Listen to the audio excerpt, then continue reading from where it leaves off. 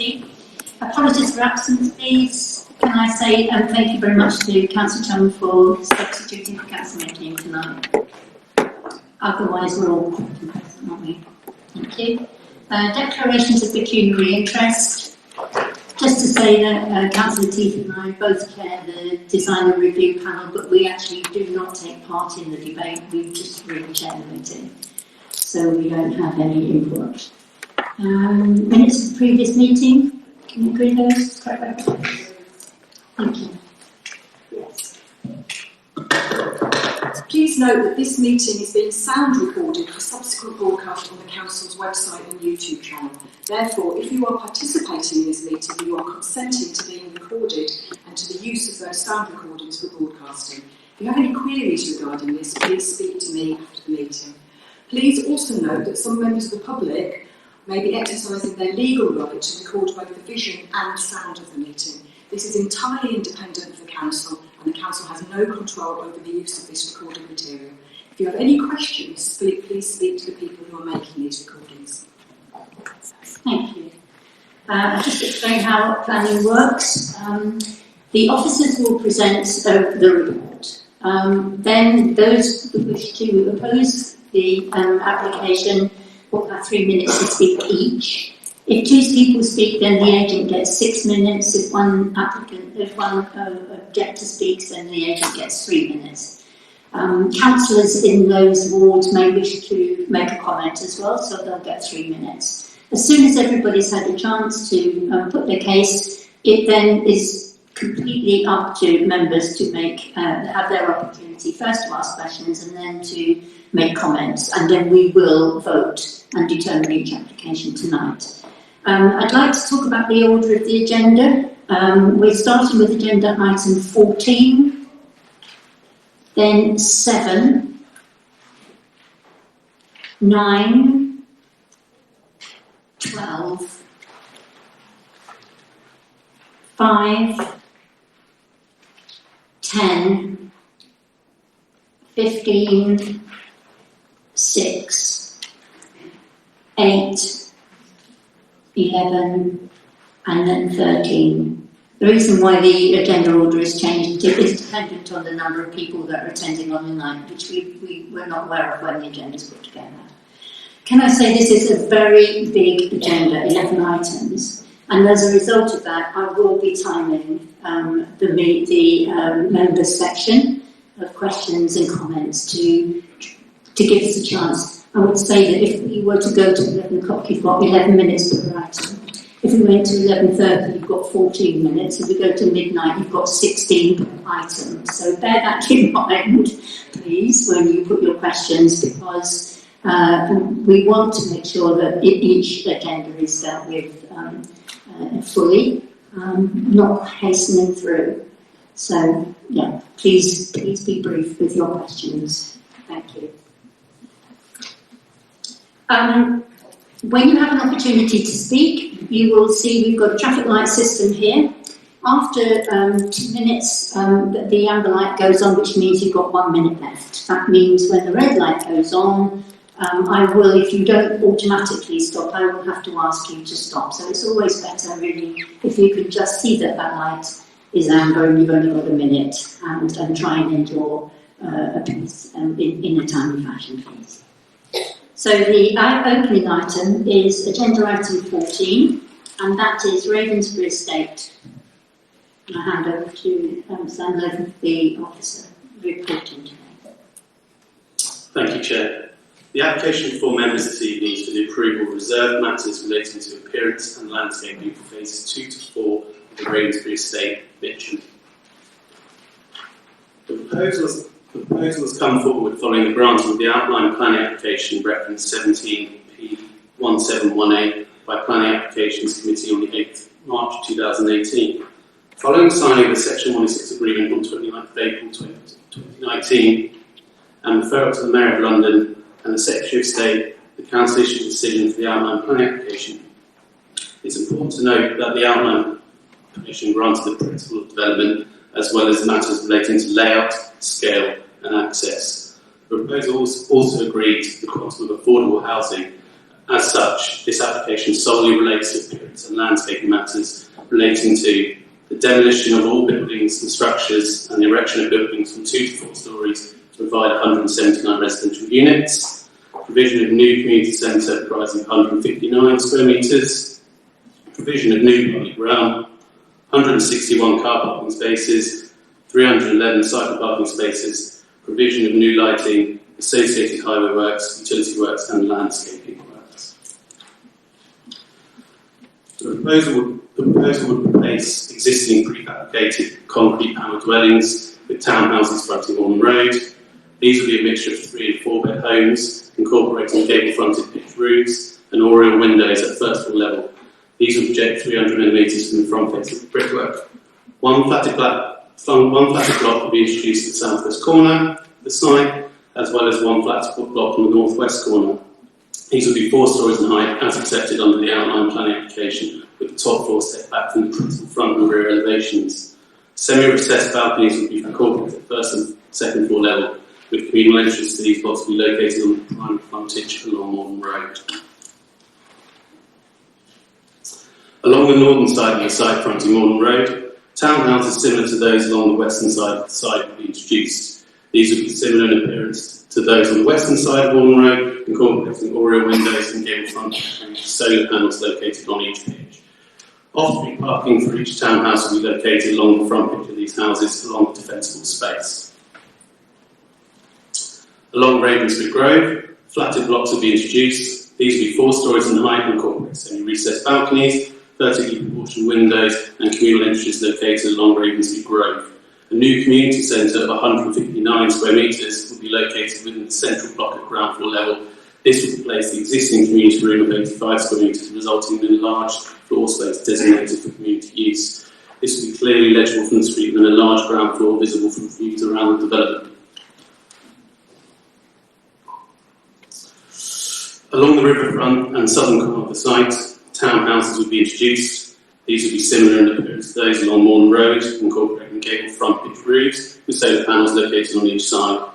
Semi-recessed balconies will be created at first floor level with off-street car parking located underneath. Proposal will introduce a Muse Street located in the centre of the development. These homes will be with L-shaped floor plans, allowing the provision of on-block parking.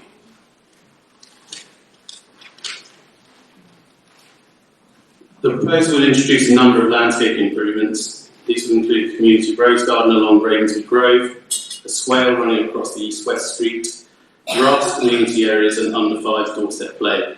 Members are also advised that Condition 30 of the Outline Planning Commission requires the applicant to submit a comprehensive design strategy for hard and soft landscaping throughout the estate, which require full details of size, species, quantities and location of all required planting. In order to facilitate the development, the landscaping proposals will replace 52 existing trees with 120 new trees of appropriate sizes planted throughout the estate, resulting in a net uplift of 68 trees. That concludes the presentation.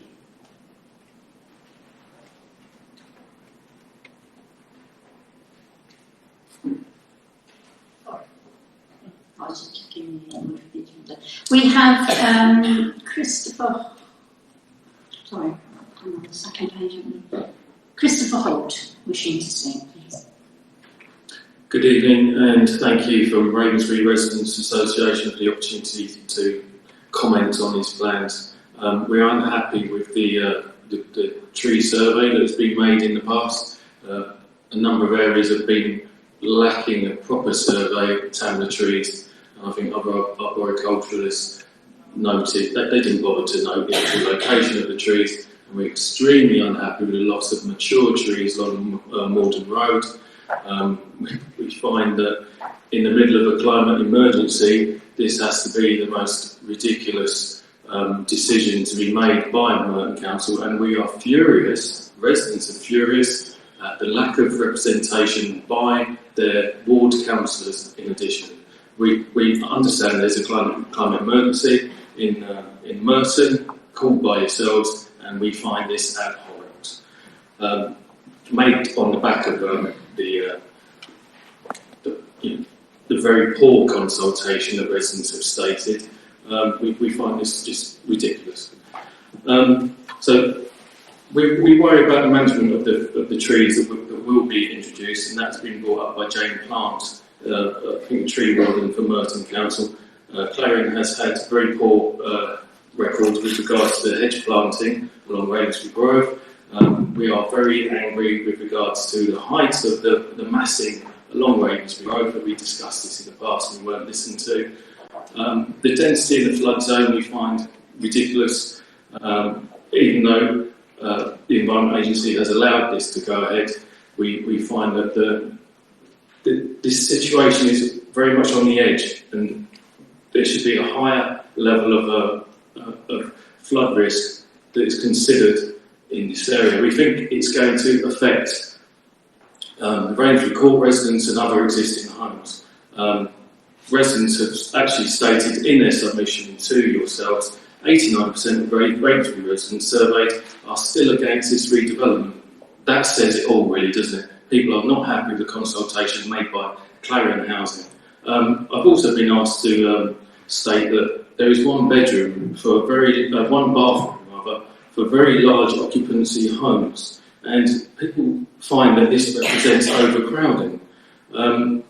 We find that Merton Council have acted as a partner in this consultation for regeneration. We find that Merton Council is actually a redeveloper in kind by partnering up with Clarion Housing and Circle Housing before them. And we find that the decisions that seem to be made by this committee that are along party lines, surely that is incorrect for a quasi-judicial process. Thank you. Fulcrum, please.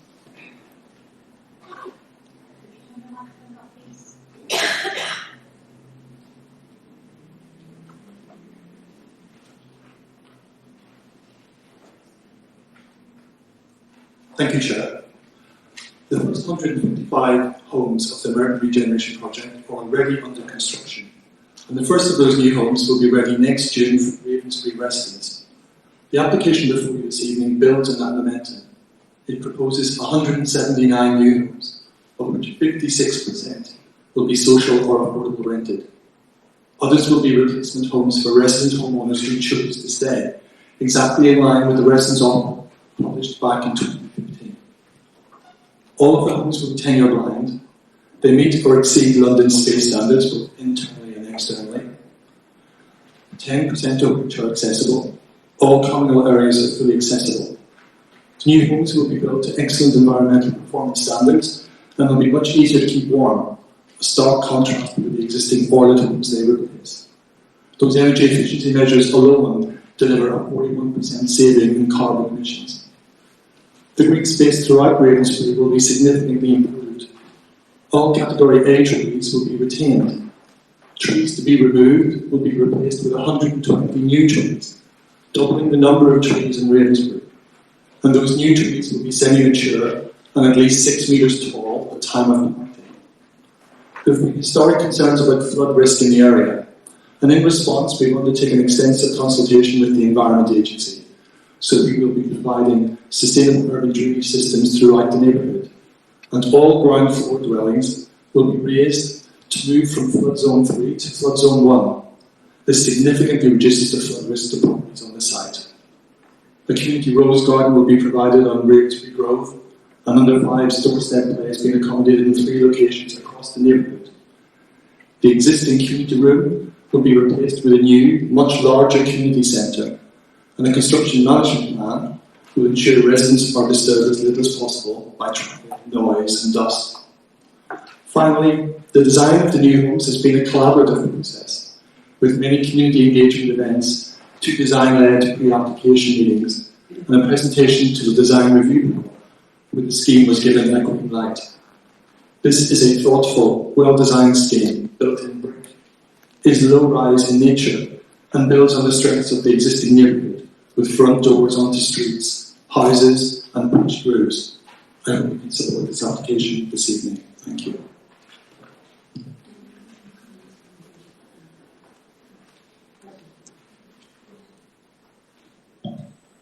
Just picking up on the points raised by the objector. there was a point raised about removing mature trees from the northern side of Morden Road. Due to layout constraints, potential logistical challenges moving the mature trees, and in order to maximise the number of homes that could be delivered on the site, the mature trees unfortunately couldn't be retained. The applicant engaged in a number of pre-application discussions with the council's tree officer, who recommended replacing them with high-quality semi-mature ginkgo trees along the North Morden Road. These are considered to be of high amenity value, which are also proposed along the western edge, fronting Morden Road, which currently has few trees. Given this and the fact that an uplift of 68 trees is proposed throughout the site, the proposed removal of these trees is considered acceptable by us. There was also a point raised about the density and the height of massing. The outline of the application has been approved. Scale, layout and access have already been approved by Council on the 8th of March 2018.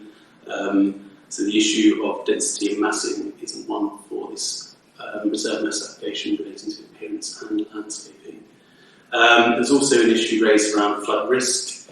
Again, the outline of permission has been approved. There were conditions put on there in consultation with the Council's flood risk officer and Environment Agency to mitigate flood risk conditions 11, 12, 13 and 14. The finished floor levels are directly related to appearance and have therefore been assessed as part of this application. There were some initial concerns from the Environment Agency in relation to finished floor levels and increased flood depth off-site. These floor levels have since been amended in order to address this issue and ensure flood depth has not increased. The Environment Agency and Council officers have reviewed these revised floor levels and recommended the scheme be approved on that basis. Thank you. I would also like to comment on the fact that this is a quasi-judicial committee and members are not whipped to make decisions here. It's for individuals to make their own mind up when they listen to the debate. It's for them to make their own mind up about how they're going to vote. Questions, please. Councillor Southgate. Yes, you just told us that flood risk has effectively been dealt with before, but we've just been told that this has been upgraded from flood zone 3 to flood zone 1 in terms of its defensiveness by Mr. Quinn. Are you able to translate that into a 1 in 100 year event? So the issue was around increased flood risk off-site. So there are some issues with flood finished floor levels, increasing in a 100-year event, and that water actually going onto Morden Road. The Environment Agency and the council officers were unhappy with that. The applicants were required to go back and alter those finished floor levels of properties to ensure that flood risk wasn't increased off-site or on-site. Any other questions? Councillor Dean. Couldn't understand why the trees along Morden Road had to be taken out. I mean, are those particular trees going to have concrete there instead? Why is it required to demolish them? I just don't see. There seems to be enough space for the street trees and for the housing which is set back. So the houses along Morden Road are actually being pushed slightly forward. So these properties here are being pushed slightly forward. And given that existing trees there are quite large and they've quite deep roots and they're not logically placed throughout the road, it's been very challenging for the applicant in order to make a layout that would work in terms of parking, landscaping works and how you actually access the property. So given that push forward, the size of the trees, and given the landscape work to be rearranged around that, it's sort of more logical in this instance to replace them with semi-mature, high-quality ginkgo trees placed logically throughout the site. There's also some issues about if they were to be moved, would that damage the existing trees as well, and they'd have to be replaced anyway. Those are all factored in part of pre-application discussions with the council's tree officer, and that's how we came to the conclusion of how a logical design place for semi-mature ginkgo trees would be work in this area, and then given the doubling of the trees throughout the site, the scheme is acceptable to officers. Are there any other questions, please? Can we have comments then? Councillor Dean. I don't agree with ginkgo trees being on Morden Road, as much as they're the best for pollution, according to experts. They're skinny, spindly and ugly, and they don't replace the beauty. Also, they're very slow growing, so even if they are a certain height today, they take a very long time before they get to maturity. Some of the applications we've got tonight are incredibly tight, amazingly tight compared to this. I just don't think there's been enough emphasis on keeping those mature trees, which we know are A, beautiful, and B, serve a purpose today. And I do think, I accept it's very likely this is going to get passed tonight because this is reserve matters, not a planning application. I do understand that, but I'm asking the applicant to go back to save all or some of those trees and ask him to speak to experts about finding the most beautiful trees for that road. I've planted loads of ginkgo trees in my time because of what they achieve, but I believe they're too ugly for this, and I'm asking that they go back and either keep some of the trees or replace them with something a bit more beautiful. Are there any other comments? No. Councillor Southgate.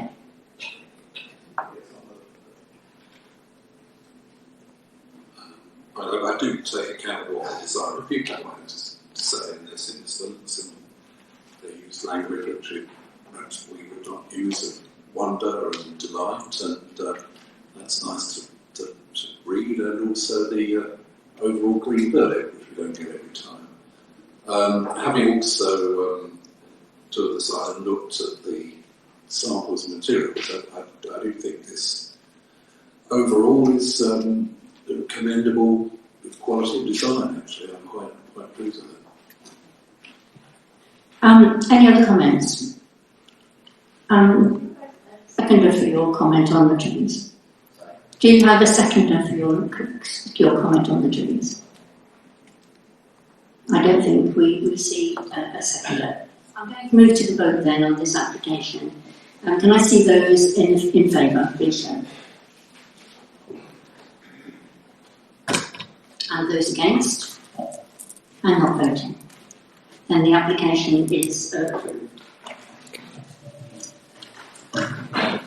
We now move on to agenda item 7, which is the land to the rear of 57 Gore Road.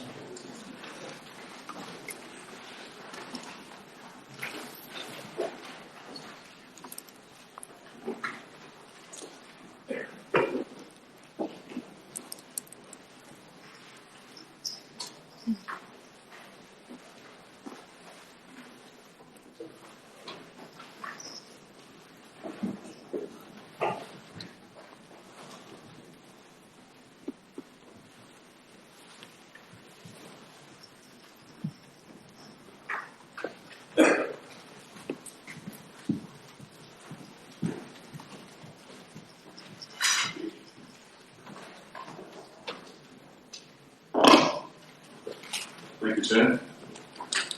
Members of the application site situated at the southern end of Gore Road in Raynes Park. Currently comprises a detached garage building. The proposal, this is existing site, so triangular shaped site. The proposal itself is to actually detached 1-bedroom, 2-storey dwelling house. Talking you through the existing plans, so this is a detached garage on site at the moment. That's an existing street scene, so the site's here on the left-hand side. Existing boundary fencing, the existing side number 59 to the north. Proposed site plan. So the proposal would fulfil the width of the plot, set back from the edge of the pavement. There would be bin storage and site storage at the front. A small rear garden at the back at ground floor level. So close up here. First floor level, 1 bedroom with a rear raised terrace at first floor level. Design of the dwelling, It is proposed to use traditional materials and design that is reflective of the Victorian terraces within the road. You'll note, because of the angle of the site, that the back is thinner than the front. Looking at the street scene, so here on the left, that's the north side elevation.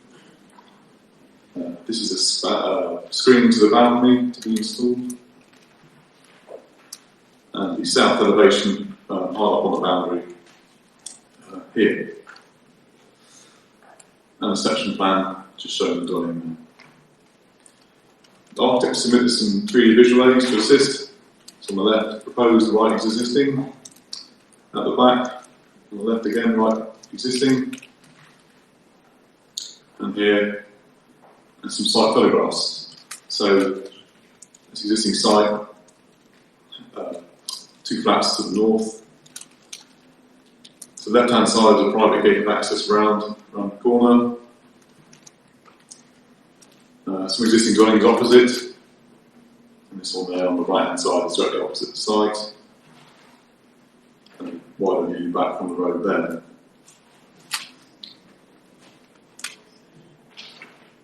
Members, I've got here the previous elevations of the 2007 scheme, which was refused, just for your reference if you need to during the debate.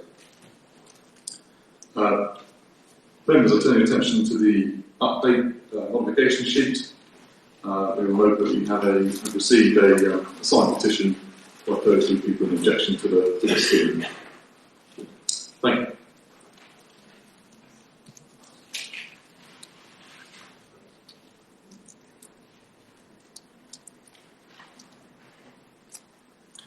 Chair, just one further aspect of the scheme. We have received today an email from a resident who pointed out that the gross internal floor area of the property, the architect says 58 square metres. The resident said it was just under 57 square metres, and there's 1.05 under what would be the normal requirement. We've had a look on the plans, and I've added up what is shown on the plan. We haven't had time to check this by actually measuring the plans themselves, in terms of just adding up what we see in terms of the room sizes. It looks to me like the residents' calculations are correct on the face of it, but as I say, I haven't added that correctly.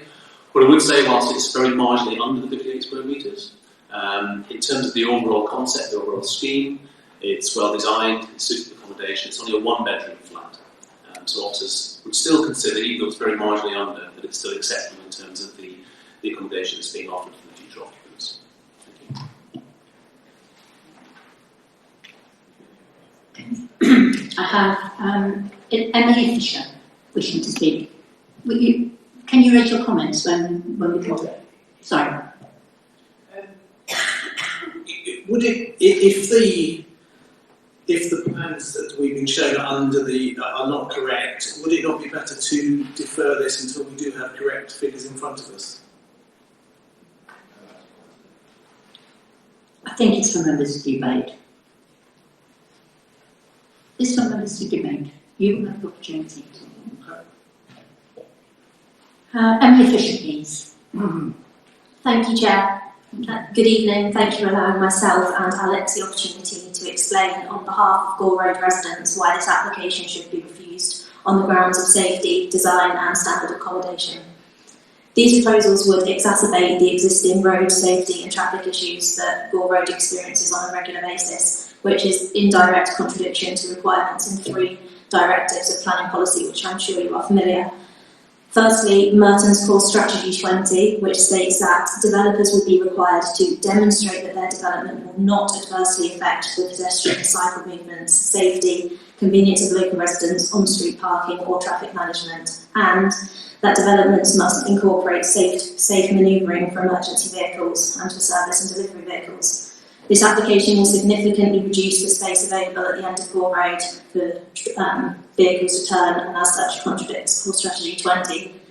Similarly, DNT3 of the Sites and Policy Plan states that applications should not be approved where they have had an adverse effect on the level of on-street parking, road safety or local amenity, once again as illustrated in the images submitted alongside objections, and as I will detail shortly, this application will have an adverse effect on on-street parking and road safety.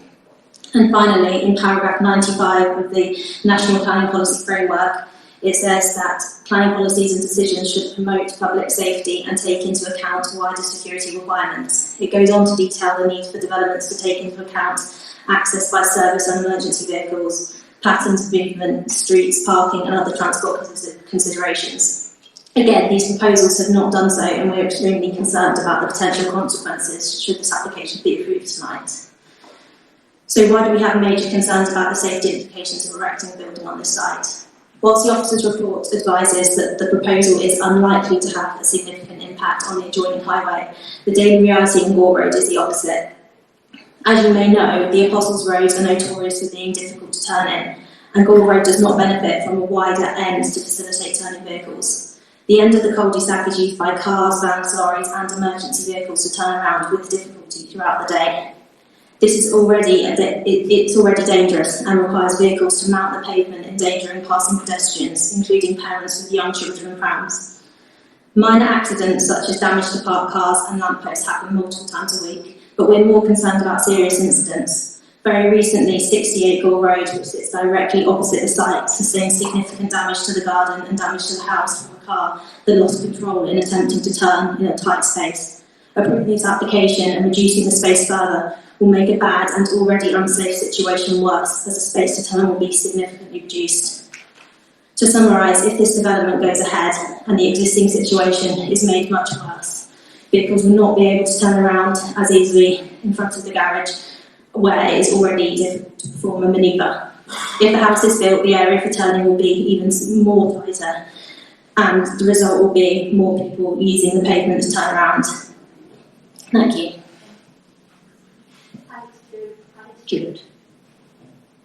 I'm the immediate neighbour to this development, and I think the fundamental point, this property is not big enough, is very valid. Surely there must be reasons why we have minimum sizes to ensure residents have a house they can live in appropriately. This house is too small, and we've not been noticed having not added up a single floor plan, which is measured to the millimetre. It's surprising, but it's not big enough given the accuracy they've gone to make it work.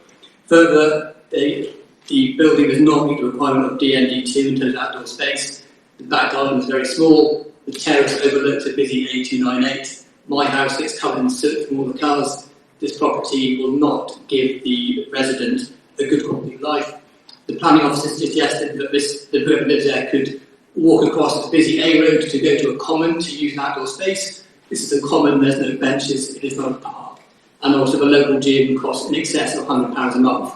That's not very cheap for affordable housing in the area, so I think that suggestion is not very valid. As the next door neighbour, we currently get light on the south facing side. That is both the bathroom window and our front doors on my ground floor and the upstairs flat. That means for most of the year, the only sunlight we get into our property is through those windows, given it's south facing as the sun arcs round. I do not get any sun blockage in the current garage. I will have no sunlight in the winter months of most of the year, apart from high summer, because the house will block all my lights. In a 2-bedroom flat, having your main source of light blocked is not appropriate. We moved in with light, and we now have the threat of having no light. There's also a security aspect for our properties. There's a narrow, this will turn our side entrance into a more narrow tunnel entranceway. Both houses have been subject to burglaries in the past, and police have told the upstairs neighbour that it's quite fortunate that her flat can be seen from the opening from the main road. This access will be blocked now, and so people will not be able to see us on the main road, further reducing the safety in our houses. As Emily noted, the road is very small and very difficult to park in. People maybe shouldn't be, but they do use the driveway to turn the road. Cars are getting bigger, that cannot be denied. By adding a house, it will add further chaos to what is already quite a difficult place to park. The pictures do demonstrate that a garage is in a bad state of repair, but there's no logical conclusion that a garage should be replaced with a property. We're talking about a very small house built on the side of a garage. It's not clear how that promotes a good quality of life for its residents. And fundamentally, this does not add to the quality of the housing stock and will cause significant detriment to the neighbours who care deeply about this issue and have written the petition that you mentioned earlier. John Sika and Alistair McCurdy, you show them? Yeah, okay. Hi, the small triangular site is currently occupied, as has been confirmed, by a small single-storey garage. It's no longer fit for purpose. It's an unsightly end to the built form of Gore Road and would benefit from replacement with a more appropriate use and built form. As referred to previously, a number of historic applications, the most recent of which in the planning, that plan was refused at planning on the basis that by reason of scale design site would appear visually incongruous and out of keeping with and failed to enforce and complement the prevailing character of the area to the detriment of the visual amenities, of which including the Gore Road street scene and conscious policies. The new scheme does complement the Gore Road. The development would provide a modest but high quality one-bedroom dwelling that would provide sufficient internal and external amenity space.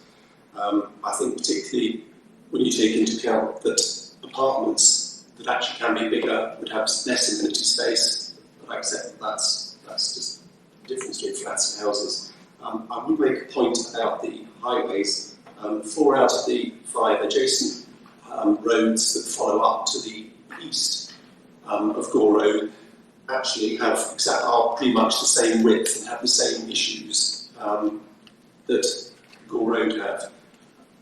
Just because currently there is a dropped curb that leads to the garage isn't really a reason to suggest that should be used by everybody as a general turning circle.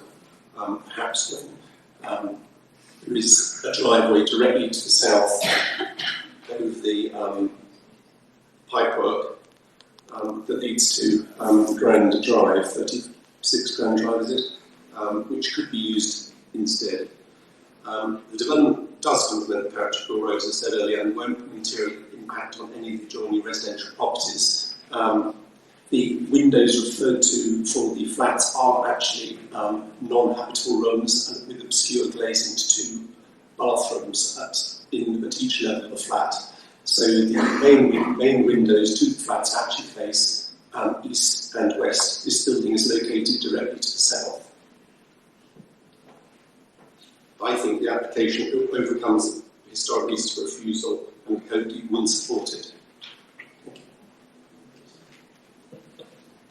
Nothing else to add? Okay. Thank you, Chair. My role tonight here is to amplify some of the comments and concerns that local residents have made in their evidence about the impact on the amenity caused by this application, and also to share some concerns about the standard of accommodation offered in this development. So we've heard the evidence from Gore Road residents about the lack of a turning circle at the end of Gore Road. Now, to point to the fact that other roads have similar problems, I'm not sure of the impact of that on your decision tonight, which is whether this proposal will in fact make the situation worse. If the site was developed for the application, the turning lever is even more difficult. It's already the case that the turn of vehicles leads to damage to parked vehicles, garden and house walls, but this application will make things worse. And that would seem to be a breach of CS20 and DMT3, as stated by the resident, as well as aspects of the National Planning Policy Framework, which suggests great weight should be placed on transport issues when considering high-quality places and high-quality design. So I hope the committee will consider that in their deliberations. We also heard tonight that this application may not be compatible with Core Strategy 22.15 about minimum space standards. It's actually below the minimum space standard of 58 metres squared. I'd invite the committee to consider whether on that basis this is in fact good design for the new resident would move in. And on top of that, not only is it too small, but there's also, as the officer report states, it doesn't meet the minimum outdoor amenity space. And the suggestion is that the resident could just pay for a private gym membership instead. I would wonder whether the committee considers that if that's acceptable. If we have a minimum outdoor amenity space, does that not count for something?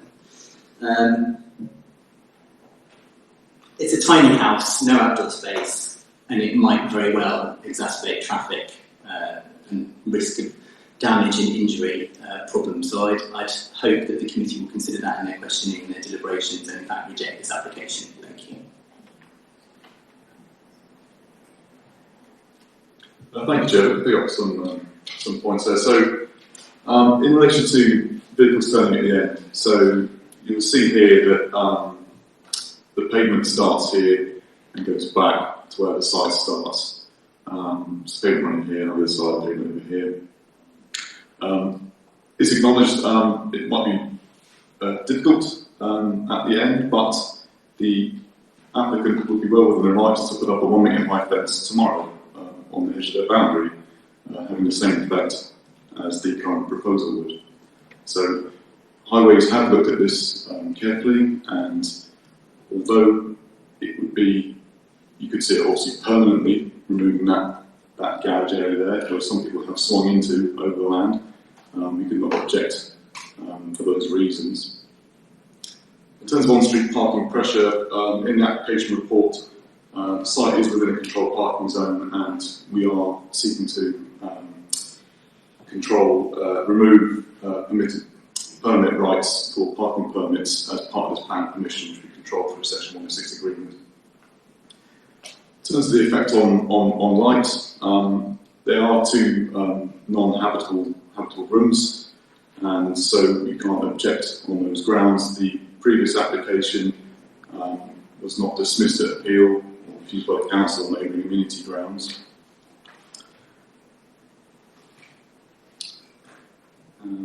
Yeah, thank you. Questions, please. Councillor Dean. Can't find it here, maybe I've misread what Thames Water's opinion on this on the basis they own next door.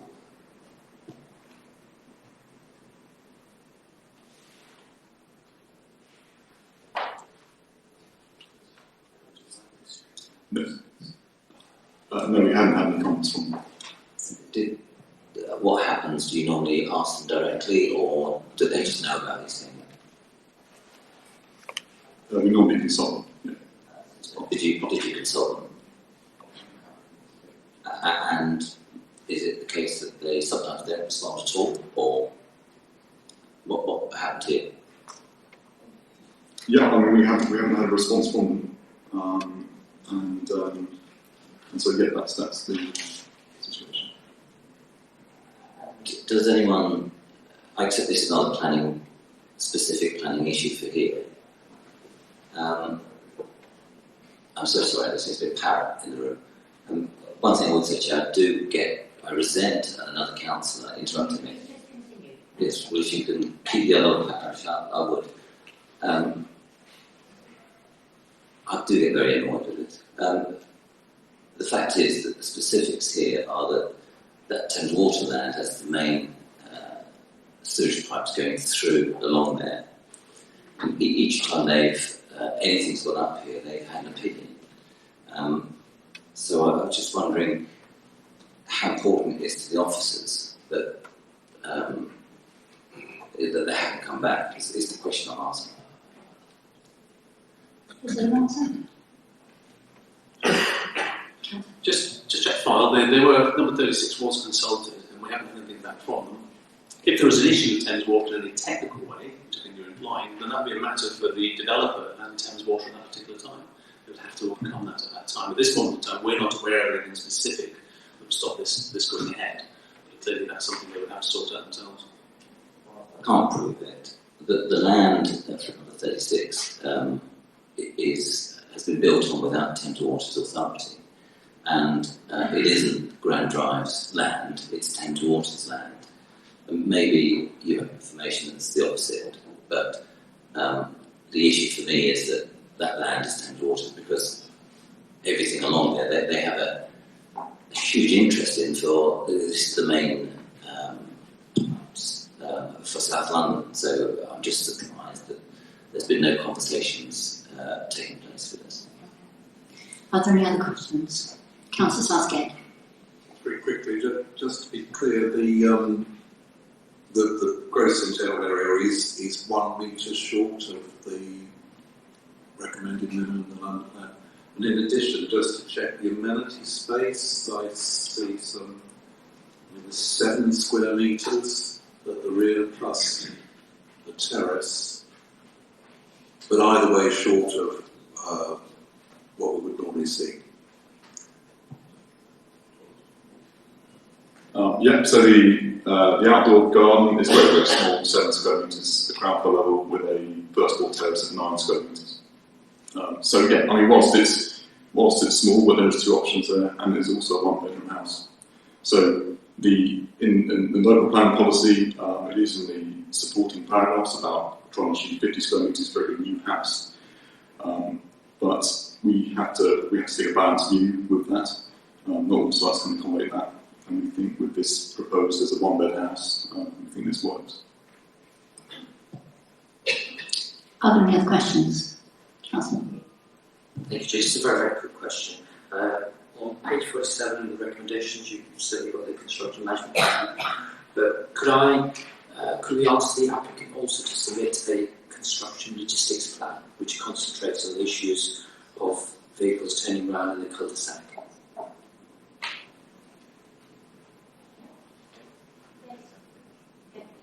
Are there any comments, Councillor John? I don't want to sound pedantic, but on matters of planning, isn't it important that we actually comply with the specifications as they're actually laid out to be done? I mean, okay, maybe only a small meter or so, but these things are actually, I think, very important, because if this problem plays across other plan applications, what are we going to end up with? People are actually going to be putting applications where they don't think that they have to comply with specific measurements. So I think that, it may sound pedantic, but I think it's very important. You need to be assuring me that in this instance, it's not leading to a general rule, but it's an exception which you're prepared to give some kind of allowances for. You should admit, I'm saying, I don't want this to become contagious, and then it spreads through the system, and people start to provide applications where the measurements are not as they should be. Are there any other comments? Yes. I've got a question and a comment, but I'll ask the question first. So my question is, 2 quick questions. On the business about the parking and the problems of people turning at the end of the road, are we saying that you accept that those problems exist, but they're not valid issues for this committee? That's the first question. And the second one is, do you routinely check the measurements of applications to see whether the square meterage is as specified or not? Thank you. So in terms of the turning, so the point I was making is tomorrow they could put up a fence here and it was on the same situation as what they're proposing. So whilst people may have going onto someone else's land to turn the vehicle, so at the moment there's a big drop curve and it's open there. Whilst they're doing that, and it makes it easier, but what we have looked at is, well, with this here, vehicles can still turn around there, albeit obviously not as easy as if you can swing in over a vacant site. So that was the point with that. In terms of measuring plans, we rely on officers to double check plans. In this instance, I have to admit that appears to be a slight discrepancy in terms of the measurement. Fine. Can I make my comment now? Thank you. Sorry, I wasn't looking to blame officers. I just wanted to check whether we rely on applicants or whether we check it. I mean, I think that the point's been made very well. Either we have a rule about 58 square metres, or we don't. Why not make it 57 or 56 or 55? And therefore, if applications are going to come in that mysteriously just happen to show the figure meeting the requirements when they don't, I think we should reject them and If the applicants want to come back with a bigger building, let them do so. So I would recommend that we reject it because it doesn't meet our own standards. Councillor Ward. On that point, we don't know that it doesn't meet our own standards. The applicant has said that it's 58, and the officer said that he basically had a quick look, and it looks like it possibly could be a metre square short, but that's not absolutely confirmed. We would have to look at more detailed plans than we've got here. So to state that it does not meet our standards is not true. There's some debate about whether it does or not. I mean, I'm not sure we should put this off for another what would be 2 months because we're not having a meeting next month in order to sort that issue out when we're talking about a distance of only a difference of only a metre square. So my suggestion would be we kind of put that particular issue on the back burner and get on discussing the rest of the application. Sorry, Chair, just something of a question. But in terms of space standards, is there a reason why it's 58 square metres for the home? Because there are other applications that will see sort of a dwelling house where the required GIA is sort of 37 square metres. So I think if the question is about what is an appropriate space standard, I don't really understand why a difference of 1 metre would be so critical here. So with the space standard, so it's 58 for a 2-storey dwelling. So with flats, for example, a 1-bed, 2-person flat would be 50 square metres. So it's 58 is the standard for a 1-bed, 2-storey house. If you want to move something, make a recommendation. Councillor Gath. Well, I would like to recommend a rejection. No, I would like to recommend a deferral until the next meeting when we find out whether it meets the standards or not. I think it's a perfectly good point. We're not definitive, we don't have a definitive view either way, so I'd like to recommend a deferral, please. I'd like to see a rejection. It's only 24 square metres per floor. The highway seems to be triangular at the end there, and that's either the council has been tarmacking private land, or it's a very strange end to a road. What will be missing is the drop curb. So reject. Yes, rejection on signs, overdevelopment, and I'd leave the officers to be more specific. Well, I think you need to be more specific. Okay, well, you need to give me some time. I feel under pressure.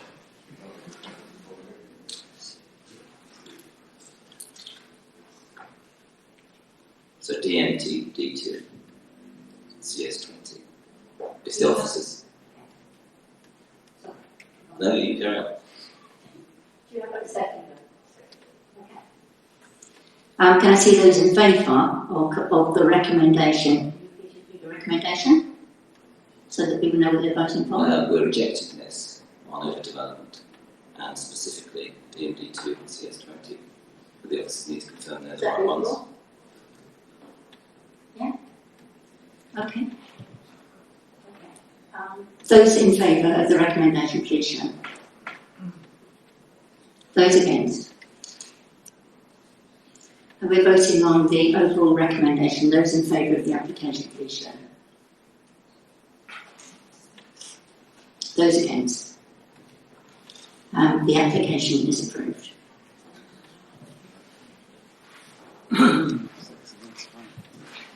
We now move on to agenda item 9, which is Oakley Herbert Road.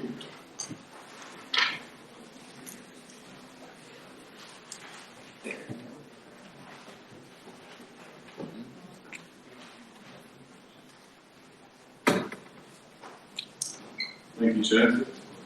Members, the application site is located on the east side of Herbert Road in Wimbledon. Currently comprises a semi-detached 2-storey dwelling house. Site surroundings are residential. This is the existing plans. Throughout, the reason why bedroom numbers have been written on here is, as we understand, at some time during the life. It's currently been let out to some people through a charity temporary accommodation. However, in the planning history, there's no planning permission for an HMO as existing, and so therefore the application has been judged on the basis of change of use from a seating dwelling house to HMO. So it has garaging to the side access way in the rear garden. It's existing dwelling. Proposal itself would extend the building and to form a HMO. It would be 11 bedrooms. There would be 3 bedrooms on the ground floor, 4 on the first, and 4 in the roof. The extensions would be ground floor and first floor at the rear. Bin storage would be provided behind the garage at the back, and cycle parking at the bottom of the garden. In terms of the elevations, the dormer window existing would remain. This is the proposed extension here, replacing the existing one with ground floor below. Turn to some site photographs. The existing property here on the right hand side. You just see the white garage here associated with it. At the back here, so behind the garage where the bin storage would go. This is the view from neighbouring property, which I visited. So the neighbouring property is to the north. And some site photographs from the Casos in terms of the rear garden. And you can just see the building line here on the right and the existing neighbours building line there beyond. That's a view from one of the windows at first floor level, looking at the back of the garden. In actual fact, that's the neighbouring property I visited to view it from there.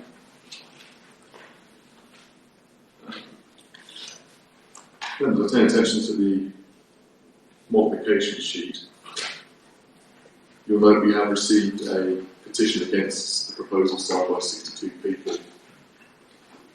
In review of this and issues raised regarding capacity of the building, officers are proposing to amend Condition 10 as set out on the modification sheet to limit the occupancy of the building to 11 occupants only, so 1 per bedroom.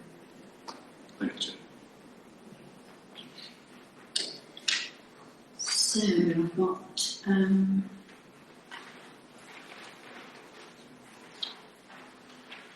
Paul Lynn, please.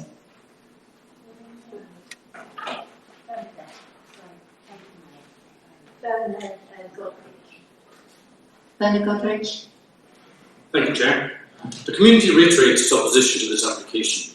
We wish to draw the committee's attention to a further 12 breaches of applicable planning regulations. 1. Bedroom 9, laid out pursuant to Condition 10, does not have any natural light. Merton.TV requirements 13 set out bathrooms, staircases and passages to be provided with an area of glazing in the window.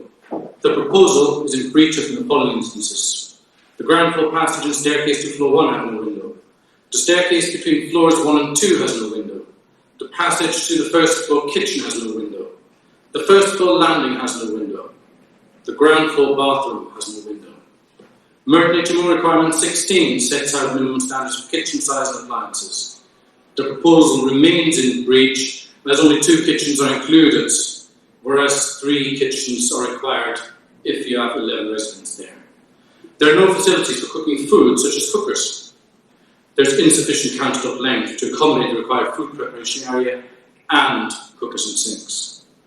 Merton.TV requirement 17 sets out minimum standards for bathrooms. The proposal remains in breach as 6 occupants on floor 1 are provided with 1 bathroom with water closet, 2 bathrooms, 1 with a water closet are required.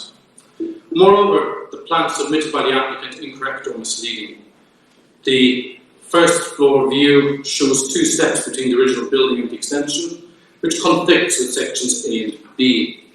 They show the floor on the same level throughout. Bedrooms 9 and 10 floor area includes area where the ceiling height is less than 1.5 metres. Excluding such area, as is required by the 2018 regulations, reduces the floor area below the minimum area even for single occupancy. This is not an exhaustive list. The planning officer has further erred on the following basis. The analysis of the policy context is misleading. In 7.3, item 2, the planning officer mistakenly describes Oakley as an existing HMO. This statement is wholly incorrect. The data contradicts the analysis in 7.3.4. The proposal will result in a concentration of 25% of household residents living in HMOs, compared to the Merton and Dundonald average, which is an order of magnitude less.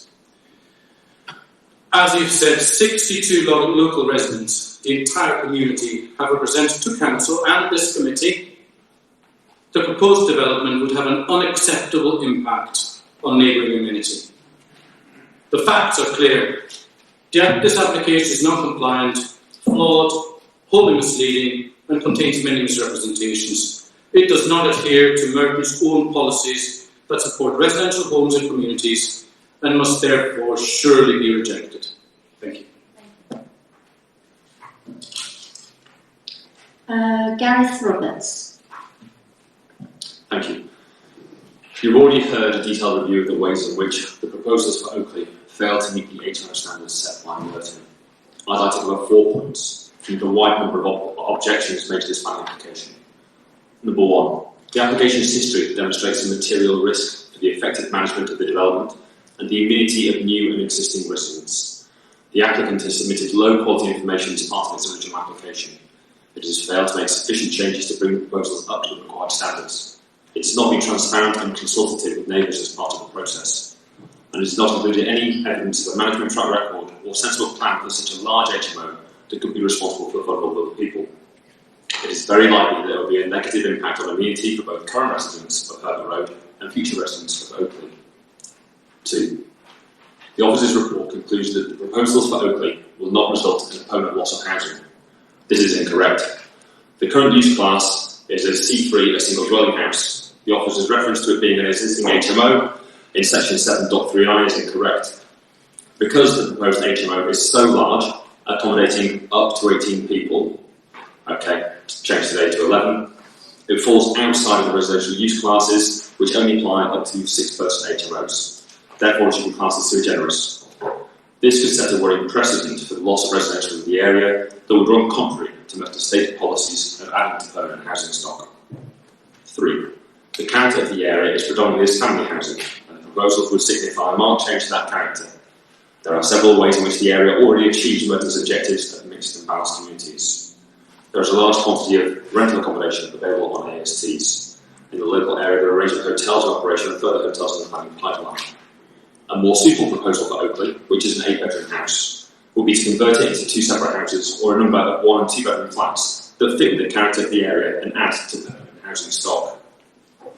A reduction in the size of the proposals from massive to huge during the planning process does not make them acceptable. For example, the 2-storey rear extension suggested would be unique in the area. The HMO is so big that it will account for 25% of the occupants at that end of Herbert Road, which is over-concentration and contradicts the conclusions reached by the officer and is different to Merton-wide averages of 10%. 4. The 2 concerned letters from the Metropolitan Police. These indicate a failure to observe basic design principles prior to the first consultation and a failure to listen and change during the second consultation. This reinforces concerns about future management. It also indicates that units are small, share amenities and lack considerations about security. It states that HMOs are often used in emergency accommodation situations, not by the professionals suggested by the applicant, and that many of those in emergency accommodation may be classed as vulnerable under the Housing Act and need of extra support. This is backed up by the officer's reference to the Mayor's guidance that also says the quality of HMOs can give cause for concern. I'm sorry, but I'm going to have to bring you to a halt. But thank you. Sorry. I have John Bishop, please.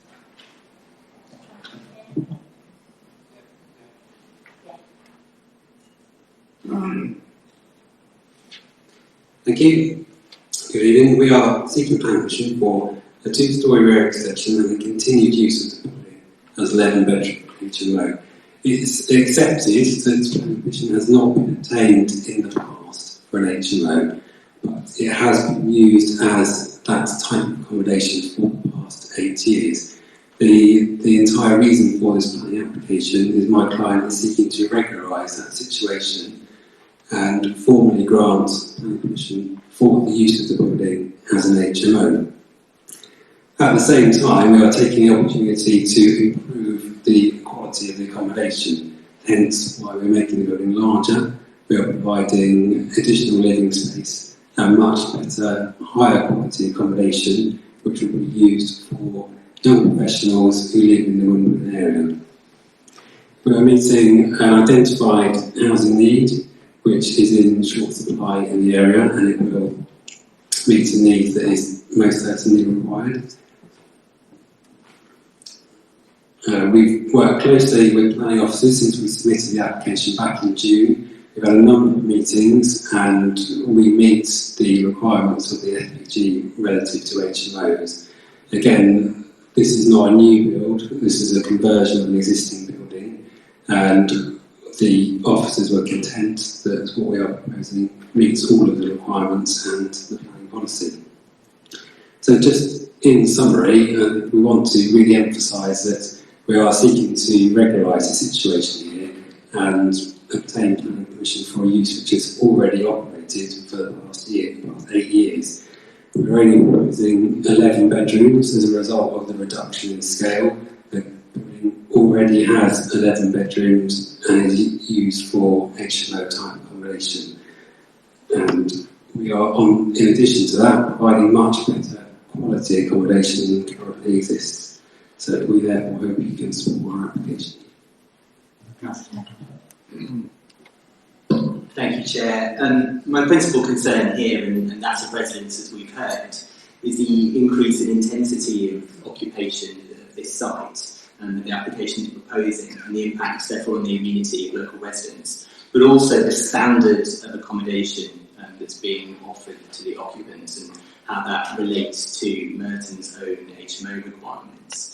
The developer mentions the current use of the site. I should add that it's actually not used as an HMO at the moment. It is used by a religious community who are exempt, in fact, from the requirements of HMO. So it is not being regularised as such. It is not an HMO.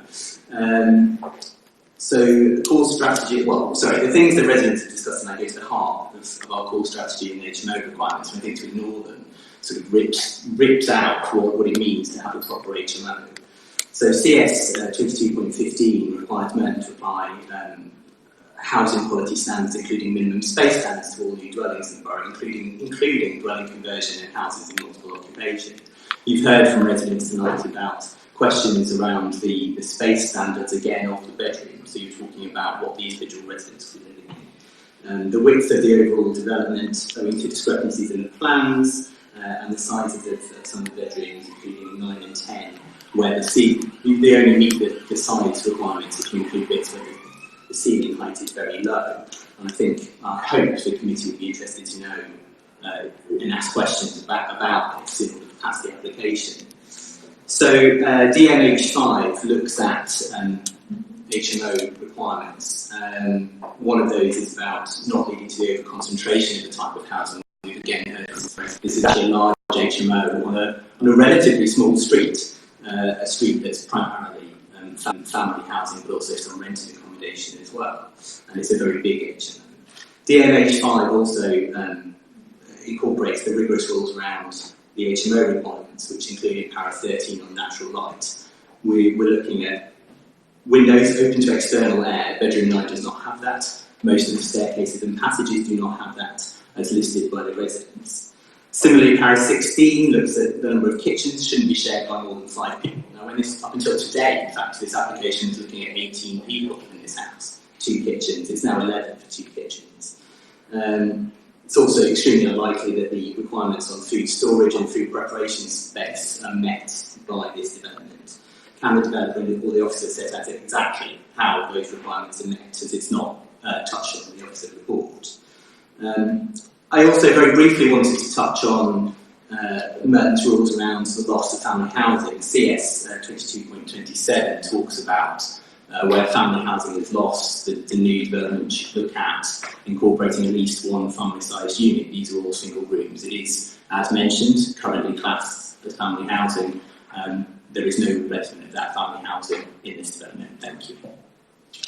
Thank you.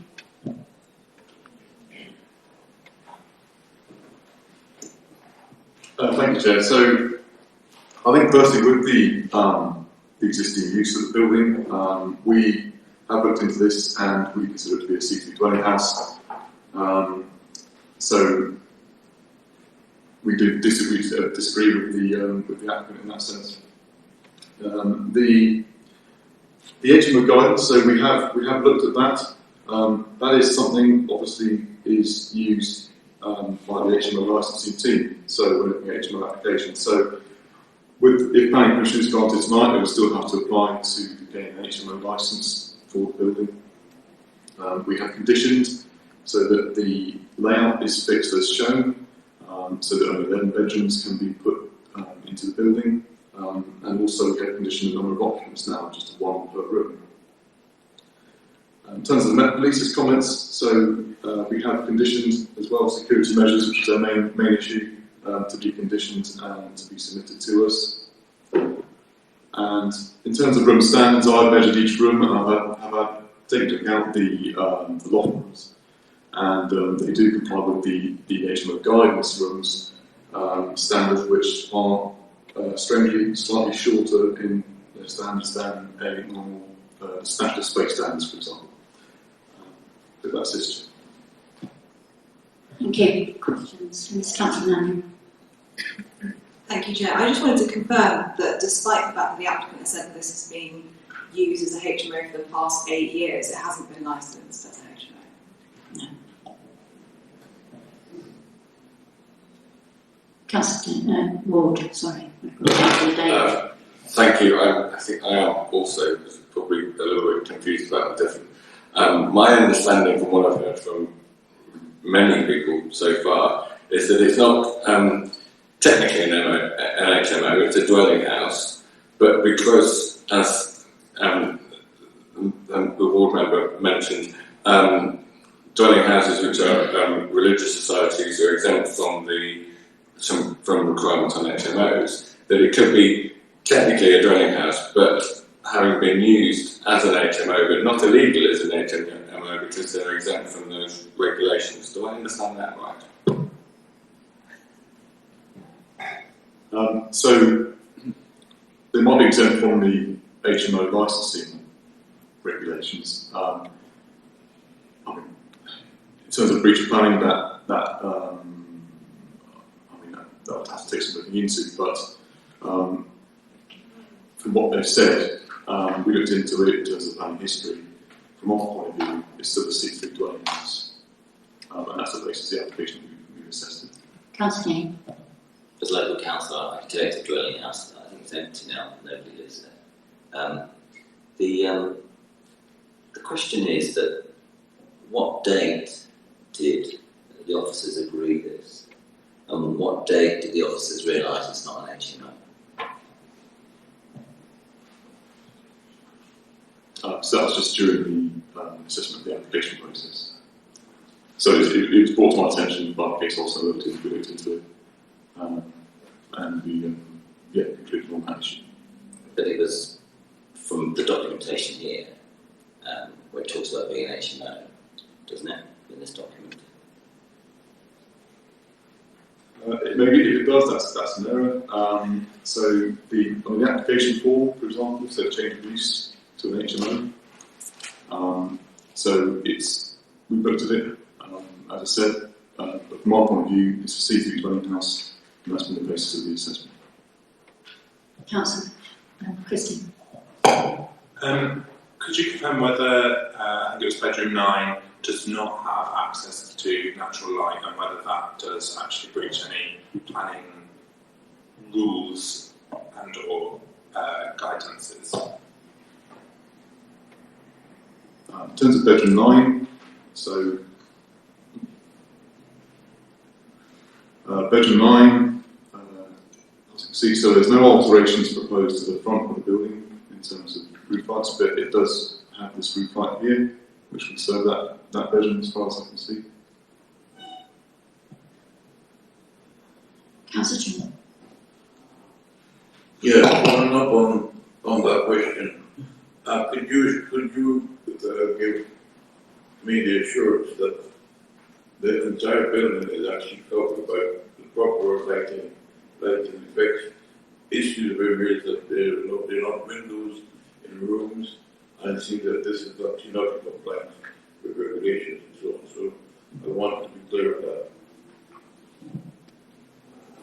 that. So from a planning point of view, we look at outlook, that sort of thing. So each room would have windows. The hallways, no, they wouldn't have. They wouldn't be lit in terms of natural light.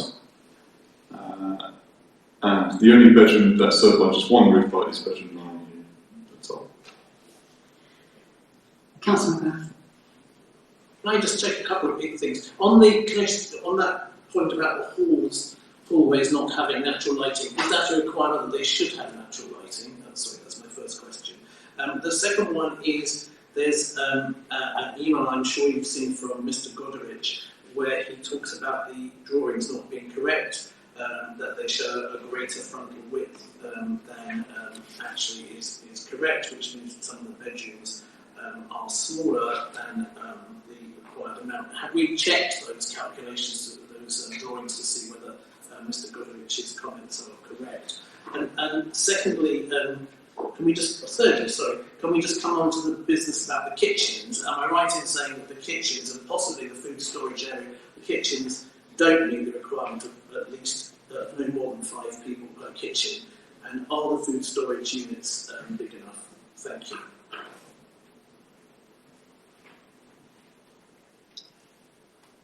In terms of the hallways and lighting, I'm not aware of the legislation that would require that. It may, if that is required under an HMO licence application, then that would have to be dealt with under that. The width of the building, no, I have not. I've not seen that email in terms of the width of the building. But the proposal does not extend the building to the side, at the front, for example.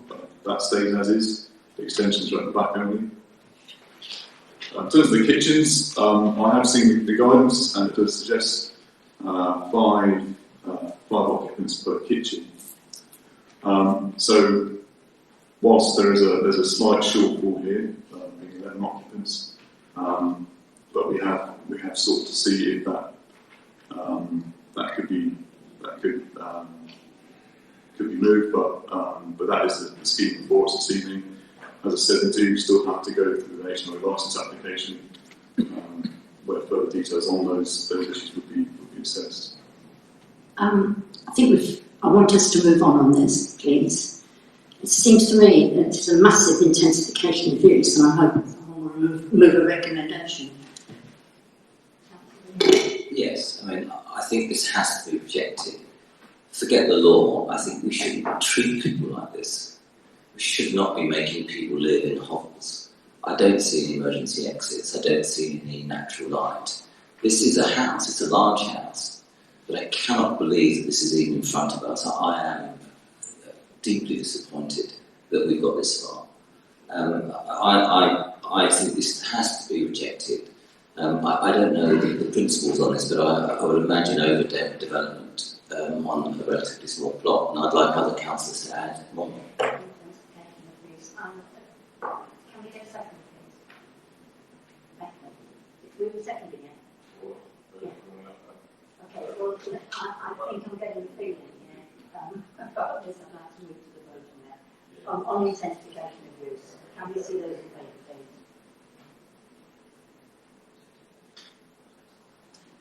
Those against?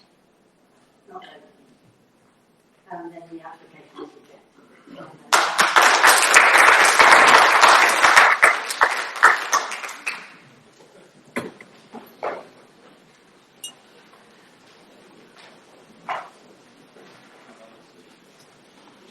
We now move on to agenda item 12. 33 Queen's Road.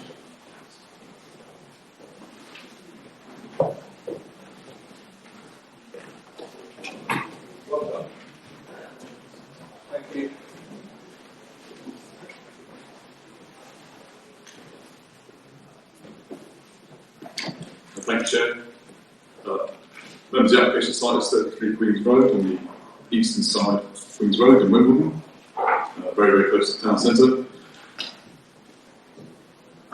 The site currently comprises 4 flats within a semi-detached mansion block. The proposal itself, so this is the existing plans, so a semi-detached building, 3 stories high, shown here. The proposal itself is to extend the building to form an additional 3 flats and change internal, reconfigure internal out, so in total will be created 7 flats for the scheme. Proposed extensions include 3-storey side extension to the building here seen from the front. At top floor level, the gable will be pushed out, extended at the back. Further, a 3-storey extension at the back also would be coming out. So looking at proposed plans, that will be set down. There will be 2 balconies proposed at the rear. This is a proposed visual aid submitted to the application. I'm just showing a view from the front as proposed. So the proposal includes an additional parking space created here with walkway and some soft landscaping here as well. In terms of site pictures, so this is one taken by the case officer early on in the application process. This fence has now been removed, some groundworks undertaken. So as shown, it's a Victorian semi-detached mansion block.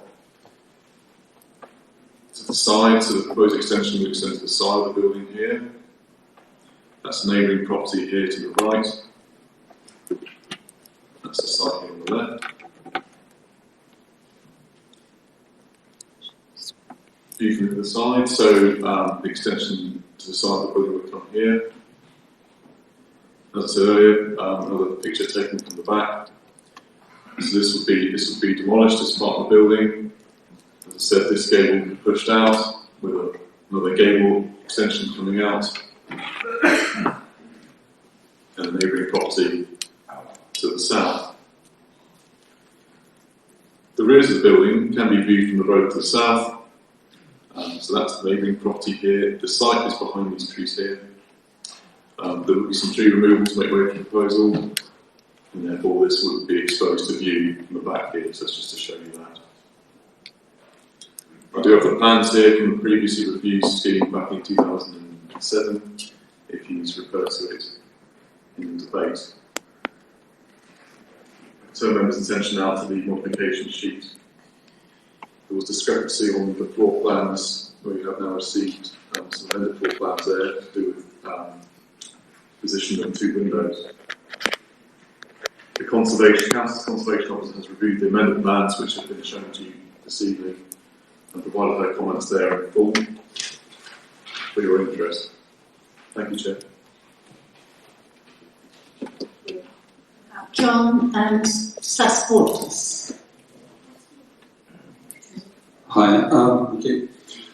Despite the amendments made, the proposed extension at the back for number 35 would be overbearing, intimidating and oppressing, and would substantially reduce the light to our garden and rear windows. There'd be substantial loss of privacy. The sides of the proposed balconies at the rear overlook our garden, resulting in visual intrusion and complete loss of privacy to our family garden, used frequently by our 3 young grandchildren, and much increases our vulnerability from potential problem neighbours. The requirement to now include side screening to the balconies doesn't ensure that these will be sufficiently obscuring or even permanent. And privacy is also reduced by the addition of a large number of rear-facing windows and French doors. Also increasing dwellers would greatly increase the risk of noise and disturbance. The foul water waste from that property, for number 33, runs diagonally under our front drive to join ours, at which point it drains in combination to the main sewage. We've had problems with blockages, and it is likely that increasing the usage of this waste pipe yet further, with 7 residential units worth of waste would put great strain on the system, and it would again fall on us to deal with it. Impact on the area. The proposed development is not sympathetic to the character of South Park Gardens conservation area and goes against your conservation officer's comments. I'll submit that the proposal sets a bad precedent. The conversion of a traditional family home into 7 flats sets a terrible precedent for the entire South Park Garden area, which has managed to keep its streets largely in character with the conservation area. The irreversible harm would not only affect immediate neighbours, but also the entire South Park Gardens conservation area. Planning permission was refused in 2007 for an even smaller development. The list of very good reasons for refusing that development would each be as valid now as it was then. So why is the committee being recommended to grant permission to this even larger, more intrusive proposal? The objections raised regarding this development, including those reinforced by your own conservation officer, are surely not dealt with adequately in the amendments made to the original proposal. Thank you. Sophia Lisowska. Yes, hello. I'm the neighbour on 31 Queen's Road. The entrance to these apartments is not in the front, but it is directly the bedroom, facing the bedrooms. Each of these houses, I've lived here for 60 years in this house, have their bedrooms facing each other, or facing and on the side of that wall. The entrance is not in the front as it should be, but directly facing the bedrooms. So anyone coming in the evening, these are probably flats for young people because they're small, they're new, and so on and so forth. We are going to have them having a good night, goodbyes, etc., right in front of all the bedrooms of my house. And again, this whole development on the side will be as tall as the house. It will set a precedent. I will look at the plans. It will set a precedent for the whole of that area for people to produce, not semi-detached houses, but as in Samaria, a whole row of houses with no greenery in between. This is a conservation area. Unfortunately, the people who now buy these houses do not live in them. They are developers who are not interested in the history of the road, which was built at the same time as the railway and kept within that character, with a large space between, with bushes and trees. These are developers who want to make as much profit as possible, it would appear, taking no account of the surrounding areas. And I hope you will again stop this development. It is bad not only for us, but for the whole of that area. John Bishop, please. Thank you. As set out in the officer's report, we're proposing a 3-storey side extension and a 2-storey rear extension to provide additional flats. The building has already been converted into flats in the past to a very poor standard. The previous owner of the building maintained them very poorly, and it has suffered structural damage. The 2-storey bay you see at the front, for example, is shearing off the face of the building to the point where the building is no longer mortgageable. Added to that, the trees which are down the side of the property have been let to grow unchecked, and they're causing further structural damage to the building and the subsidence.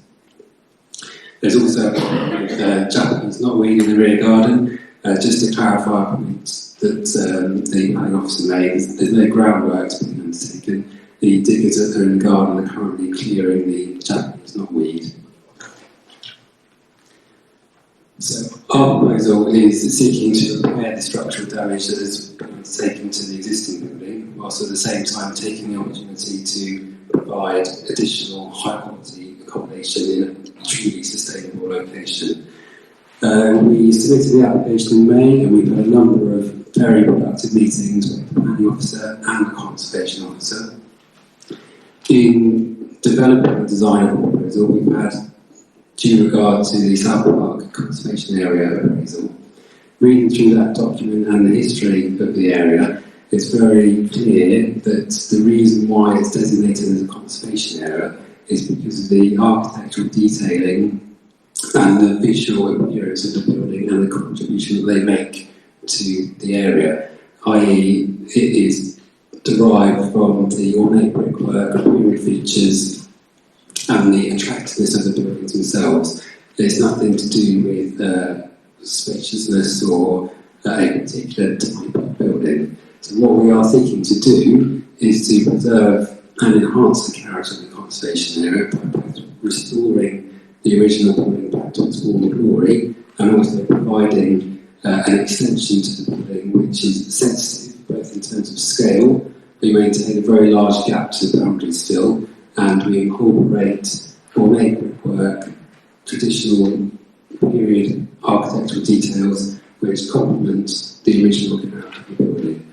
In addition to that, we're improving the site frontage, we are reintroducing landscaping, attractive hard landscaping, which also enhances the wider characteristics of the area. In terms of setting a precedent, the building is already flats, and again, we are providing a high quality building at the end of the day. There's still adequate space left at the side of the country, and we are preserving and enhancing the conservation area, which we work closely with the planning officers and the conservation officer to achieve that balance. So, in summary, what we are seeking to do is make best use of this very sustainable site, repair the existing building, bring it back to its former glory, and provide high quality accommodation in a sensitive manner in a very sustainable location. And we hope that you will support our application.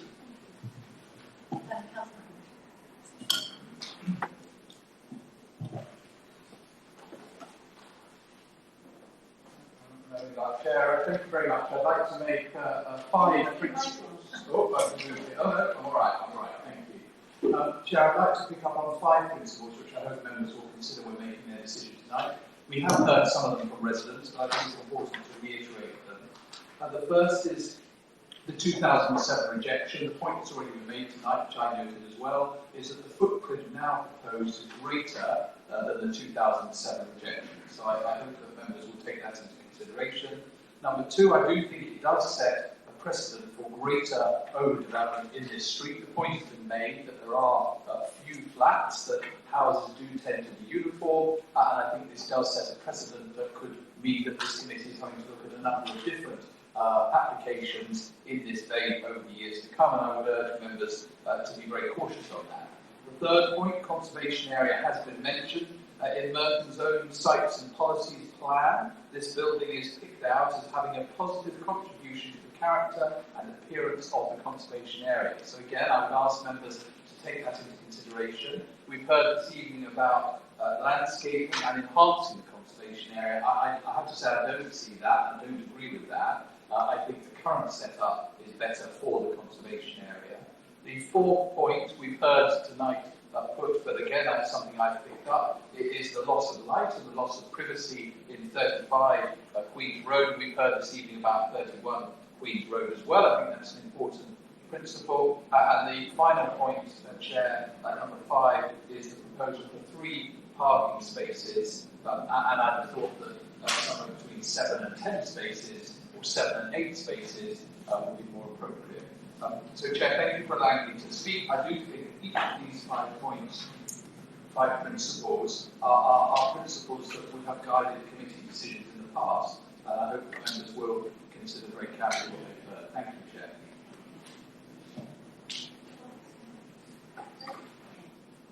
Yes, Councillor Lanning. Thank you, Chair. Before the plans were amended, I note that the Conservation Officer said on page 115 that this development will lead to a loss of symmetry of the pairs. Given that the symmetry forms part of the conservation area character assessment, could officers comment on how this is overcome through the amended plans? So the original this application has been through three sets of amendment plans, and it's based on the original proposal, where the side, the three-storey side extension, as originally submitted, was actually up to the boundary. That has been now moved away. It's 1.2 metres away from the boundary, and also at the front it's now been set back by a metre, whereas before it was slightly further forward. So that is the difference in terms of the comments in terms of the symmetry and the views from the front. Thank you. Could you give us some idea of your reasoning behind recommending this proposal before us today, and addressing the point about why you're recommending this proposal when it's about larger than the one that was rejected previously? Yeah, so there was a rejected proposal back in 2007. This scheme, it is larger and there's more extensions proposed. We have to weigh in the balance the provision of new flats in the assessment of this application. We have to weigh that into the balance in terms of impacts on the conservation area and the setting essentially of the buildings. The previous scheme, I did put the plans in for interest. It was a three-storey side extension. It had other windows on the side facing the neighbouring property. It also at the back had a staircase where it would access. So there was one unit proposed at ground floor, one studio, and there was a masonette above. So two flats were proposed in that application, and it was only very slightly further wider than what is proposed. But we have to weigh in the balance of the provision of new homes, which we've done in this application, which is how we've come to the view that we've come to in terms of this. Yes, Councillor Gore. Thank you. On the car parking, apologies for this revised plan I haven't seen, but it's been mentioned twice 3 car parking spaces. The plans I'm looking at list 2.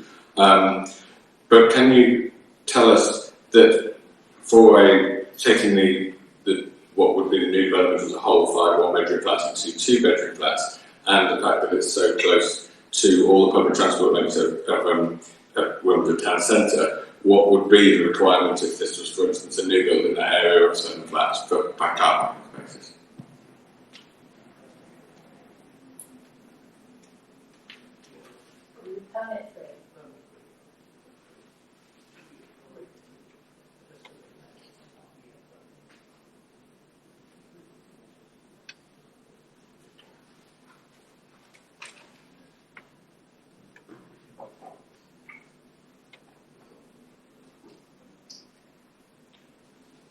Thank you. Yes. So, if it was a new block of flats, for example, in this particular location, we would discourage any on-site parking at all.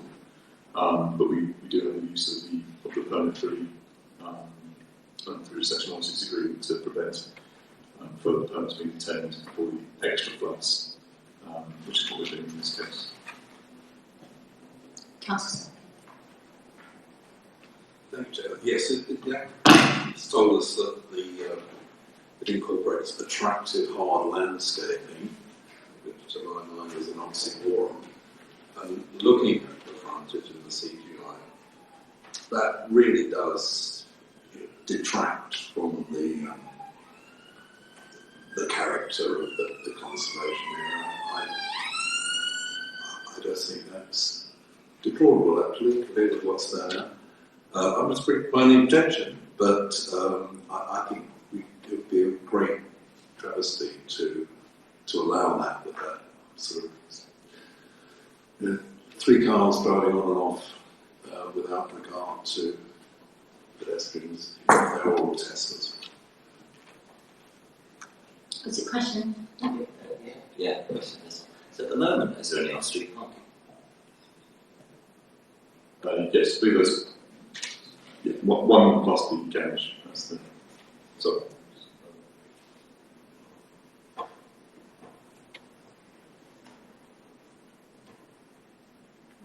Yeah, so there's the drive here. So what's proposed is to be further drop curb and some landscaping put between to make the walkway up to the building.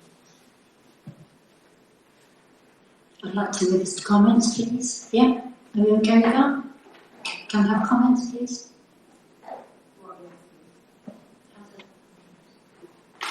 Is your button?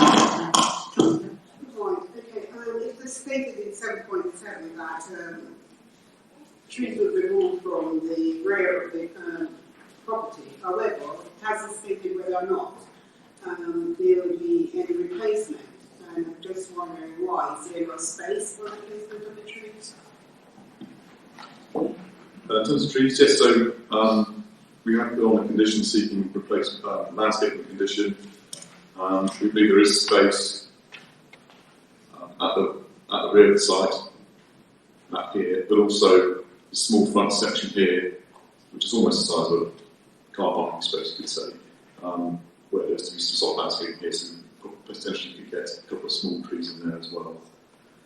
So there are 20 trees to be removed on this area here. Councillor Saskia, did you want to move a recommendation? Yes, I jumped the gun a bit, didn't I? It's purely this point about the unattractive treatment, allowing the front to be some sort of hard surfaces and to maximise parking, and I think that detracts from the treatment. Boundary wall, but if you look at the property next door, if it could be something like that, I think we probably wouldn't be objecting, but as it is, I'm sorry, I'm trying to think of what's the appropriate policy here, but it does not look good in a conservation area. It's not consistent with the conservation area's guidelines. Interesting, that's a junction. So in the past, where there was just one piece of off-street parking, you could turn around in that area. If you can have more than one, cars are going to be reversing up to a distributor road at a junction. And I think that's very dangerous. They may have an electric car there, but it won't be an electric car, it'll be a gas guzzling diesel. But it's lost its rhythm. It is a conservation area, there are guidelines, it's overdevelopment, there isn't a landscaping plan, except for there should be a landscaping plan. And frankly, this is not acceptable. So I think we should reject it on overdevelopment. Can we get... I didn't think give me a quote. What do we reference? You can't articulate it. Come on. Chair, sorry, can I just intervene there? I think there's a big difference between the design and the appearance of the front parking area and the lack of soft landscaping there and the general term overdevelopment, which I think perhaps has a lot of other issues as well. I think what Councillor Southgate is saying, he doesn't like the front appearance of the building. Now, there is a condition on regarding landscaping, but we are aware that the proposal before you has 2 spaces, so that's what you're deciding this evening. So if that's what you don't like in terms of that appearance, at this moment in time, the applicant may well wish could redesign that and only have 1 space and then get a landscaping in, and we could condition it for that purpose. But we haven't had the opportunity to talk to the applicant about that. There's a possibility of doing that. So if you want to refuse the application in front of you, that's fine, or you could defer for us to go back to talk to the applicant about the front of the property. It's up to you.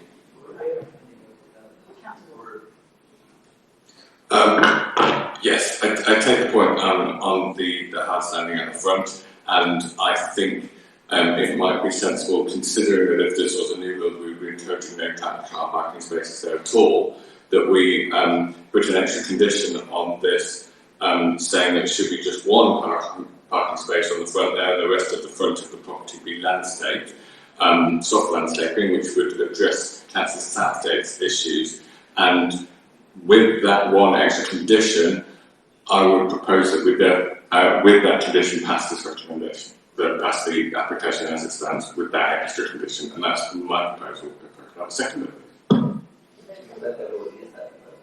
The proposal already by the officers. I'm saying that we should reject it on overdevelopment and not restricting the conservation area because there are guidelines.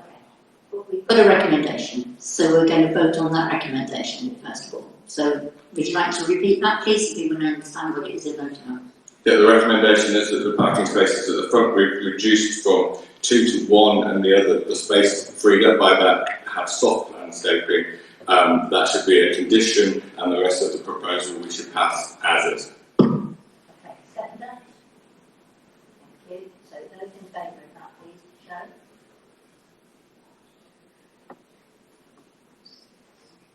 Those against?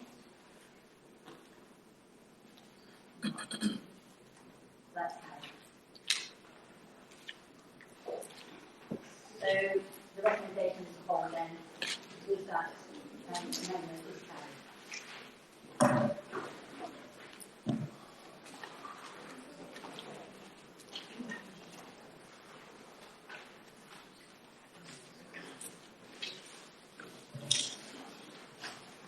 We now move to item 5, which is 61 Approach Road.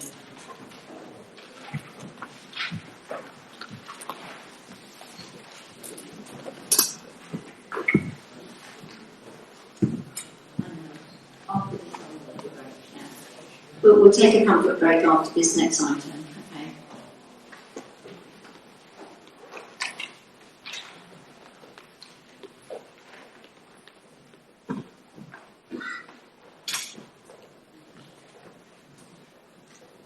Thank you, Chair.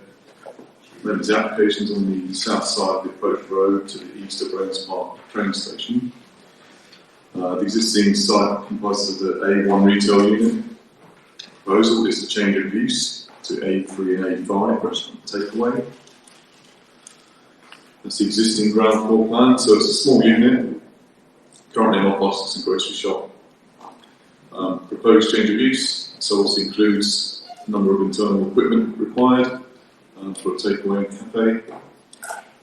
So cooking and extractors on this side of the unit, with a small amount of table and chairs here.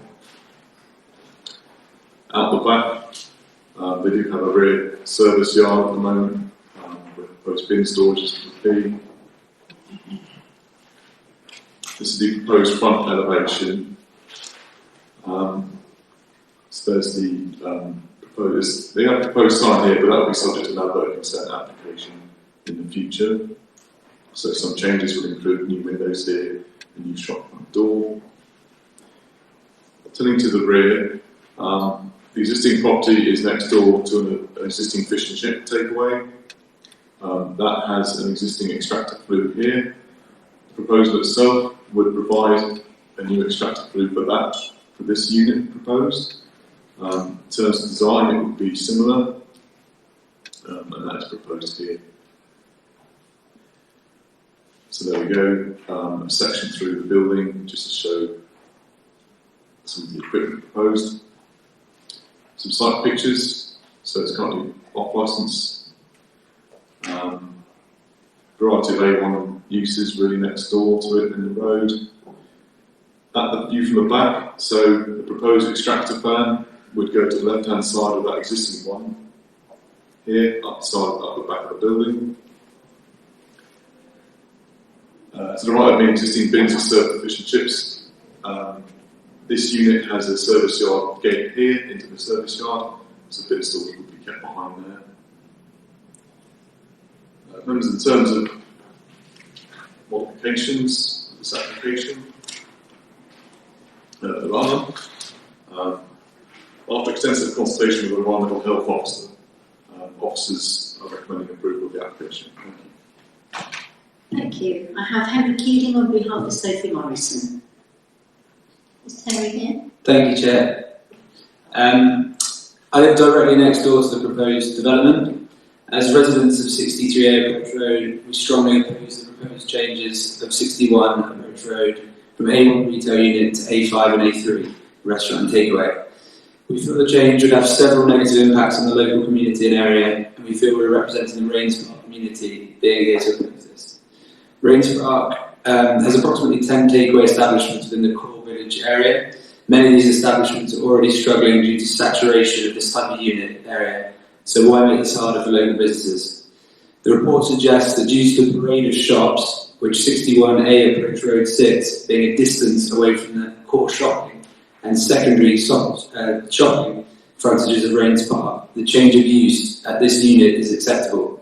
However, this distance is a mere 100 metres between the frontages either side of the rail line.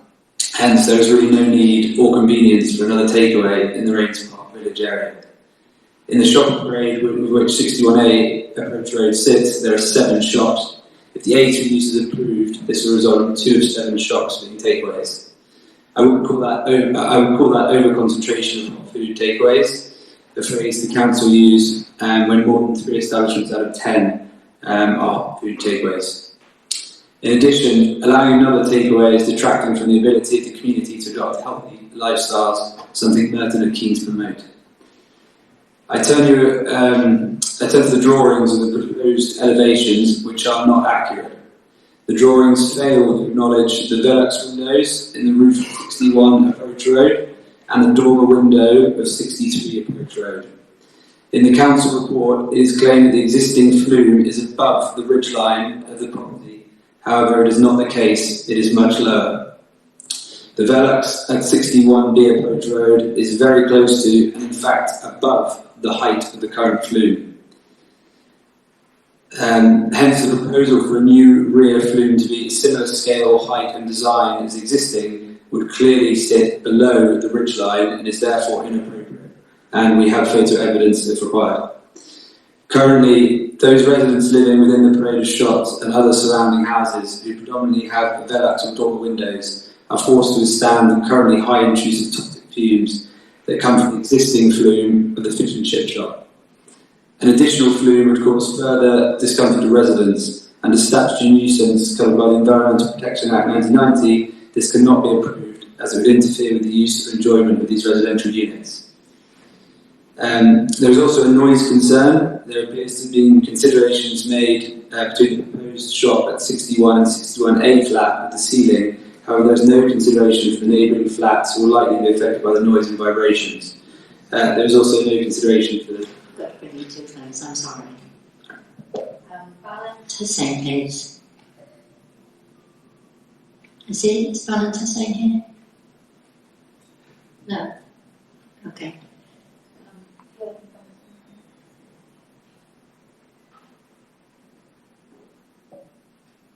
Thank you, Chair. Yes, in relation to the proposal, so we have extensively worked with our environmental health officer on the application, and he submitted a number of conditions to be secured following receipt of additional information that they submitted. So a number of noise mitigation measures are proposed in terms of installing new suspended ceiling within the unit, and also putting in odour prevention within the ventilation system. In terms of the flue at the back, we have taken it on the basis that it would be taller than the existing building, and that is what's shown on the plans. But I think notwithstanding this, we could condition the height of the flue to be agreed with us in consultation with environmental health further. As I appreciate with the photograph, the flue on the fish and chips does not appear to be taller than the building.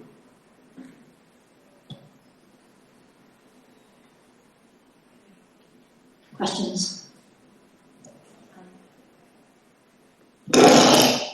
Thank you, Chair. It says that the proposed opening hours are 11 a.m. to 11 p.m. every day.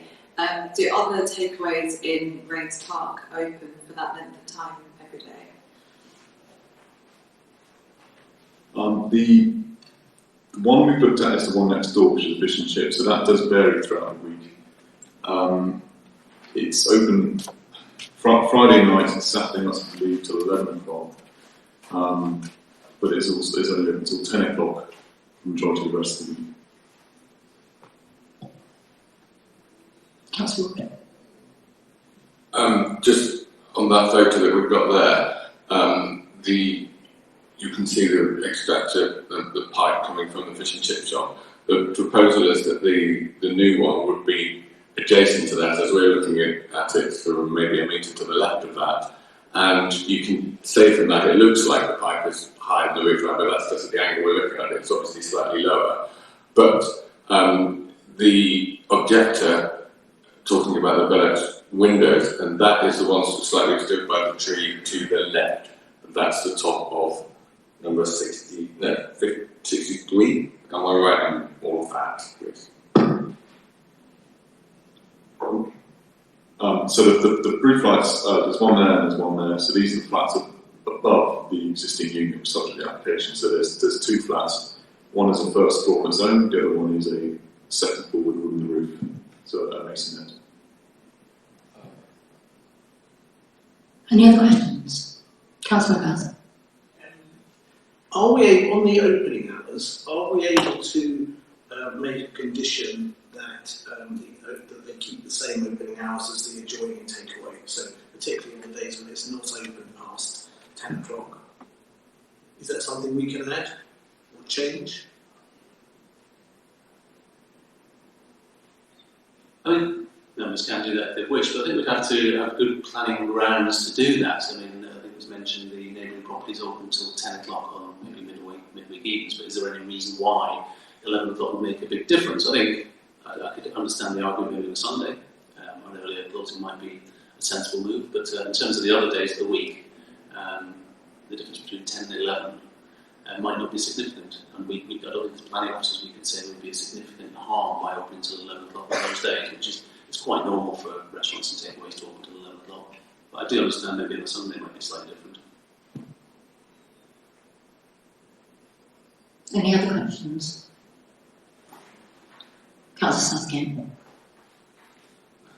Just reading the arguments as to why we can't actually refuse this, even though we're not very keen on hot food takeaways. I mean, have other authorities managed to strengthen their planning policy to an extent that they can?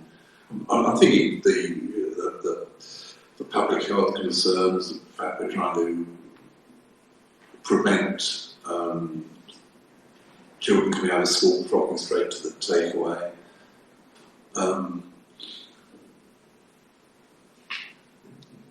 We don't have grounds for turning this down purely on the grounds that we see no need for an additional takeaway in this parade.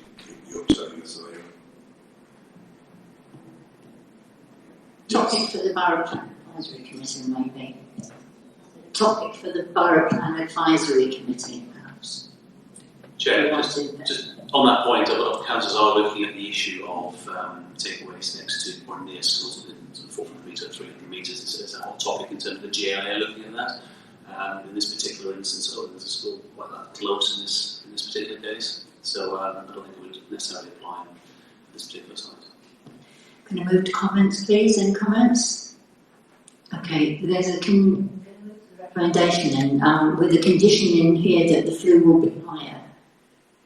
An additional condition. Chair, I think looking at the photograph, what I've seen, I mean, it strikes me as we have the flue next door. It would probably make sense to run the flue up, potentially up the actual roof up to the top, and out top of the building might be a better way to do it, away from those big up windows. That's maybe what we could ask our environmental health officers for some advice on. Okay, with the condition involved. Councillor Barker would like to move on. Yeah, I would, well, can we add a condition that it doesn't open after 10 o'clock on Sunday? I think the norm is 10:30 actually on Sunday. I think most restaurant scenarios that we've dealt with in the past, 10:30 would be... Okay, 10:30 then.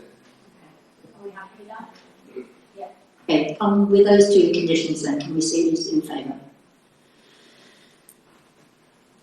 Those against? Not voting? The application is approved. Now we're going to take a short comfort break.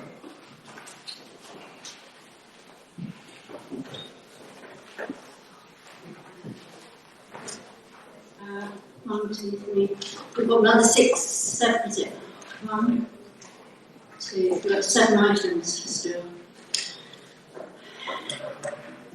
Okay, so we're on land to the rear. What's that number 11? Number 10. Number 10. One Kenilworth Avenue, please. Thank you, Chair. Then there's the application site, rear of Kenilworth Avenue. The site actually fronts Stefan Road in Wimbledon. It's existing site plan, currently hard standing. Currently the curtilage, you could say, for the property to the north here, which is the ground floor flat. It's just existing elevations, really just looking at so from the road, from Stratford Road, there's a low-lying gates here. There's a dwelling recently constructed here to the left of it, and there's the rear of Kenilworth Avenue in the background. So that's existing section drawing. Proposal itself is for a 3-bedroom dwelling house.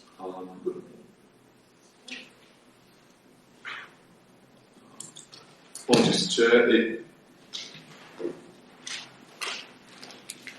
It is a 3-bed, apologies, that should be corrected.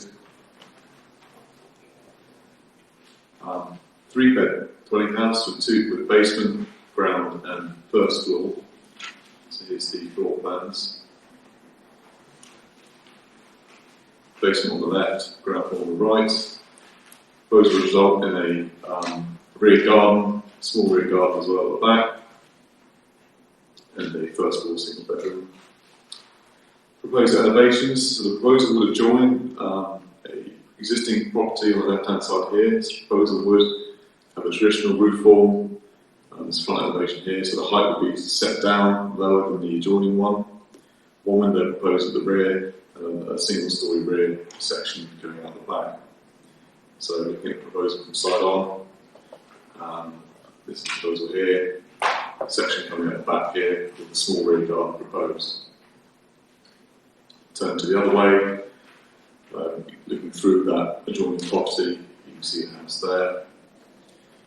At the rear, so it would be patio garden, light well served in the basement.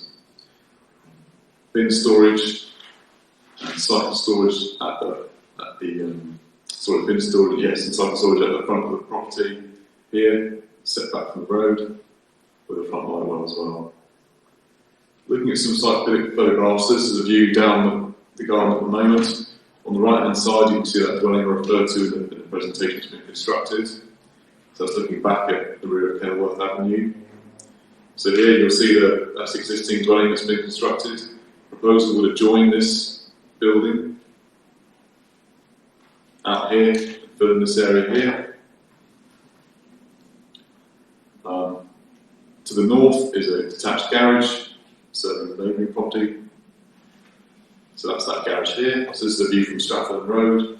There's the adjoining property here. This proposal would come in here. Just a view showing down the road to the north and to the south. So you see a row of houses here, and into a garage, dwelling, and then one dwelling here. Overall, Chair, officers recommend permission be granted, subject to conditions in Section 106 Agreement. Thank you. Doreen McGinley.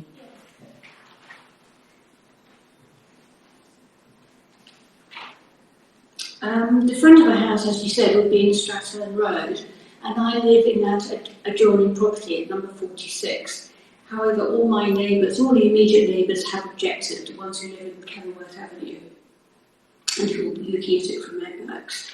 And many of us have lived here for many years and believe that no more houses could be built along Stratford Road between number 46 and Kenilworth Avenue due to insufficient space. We believe that you would require 50 square metres outside the house, but this property would only have 40 square metres outside. So I don't know what happened there. There was a planning application last year which was rejected, and now he's put in another one.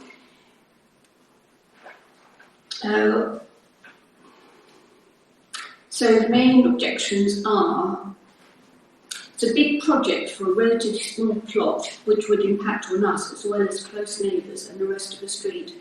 During this construction there would be noise pollution, dirt, as well as traffic congestion and pressure on parking space. Preparation for the foundations in such a large basement, which would contain 2 bedrooms as well as bathrooms, would mean excavating more than half the entire site to a depth of 3 metres right up to the surrounding boundaries. There would be drilling of more than 100 paths right up to the boundary. Removal of hundreds of tonnes of bulk waste necessitating 26 to 28 vehicle attendances. Noise and pollution with heavy diggers and vibrations, piling rigs for many months or years. The applicant is an absentee landlord. He does not live here, but we do. The proposed development would cause a serious loss of privacy and obstruction of view. The neighbours living in the upstairs flat of 111 Kenilworth Avenue would be particularly affected by the noise, pollution, dirt and view of the works, and enjoyment of the garden will no longer be possible for them or even safe for their toddler. The render at the back and front elevations would not be in keeping with existing neighbouring houses. Removing parking from this property means there will be more residents trying to park on an already congested road. Also, there have been considerable problems with sewers and flooding. Our house is the last house before it enters the sewers, and in heavy rain we sometimes get flooding. During the 7 years we've lived there, we've had to contact Thames Water 4 times. And we feel an additional house would create a further burden to the system. And the other point I'd like to make is this all about garden grabbing and quick profits? Thank you very much for listening. Is Andrew Taylor here? No. Okay. So, Councillor Southgate. Yes, with reference to Paris 7.3.2, this is about separation distances. And can I ask whether those, as quoted, are sort of habitable room to habitable room?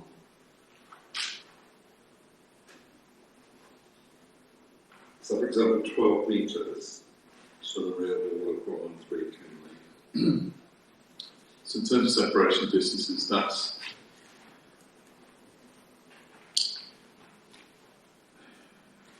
I don't know exactly where the officer's taken that from.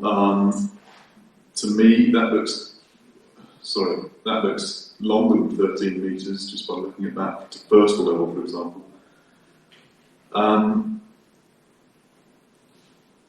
Distances.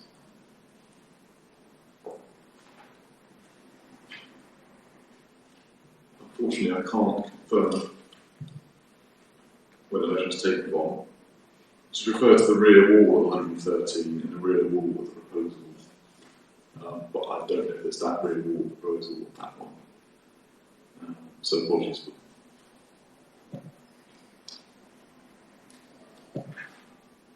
I think it's a problem we don't know, because both there and Paris 3.3, the quoted distances fall woefully short of what we would normally want, the separation distance to be at 20 metres.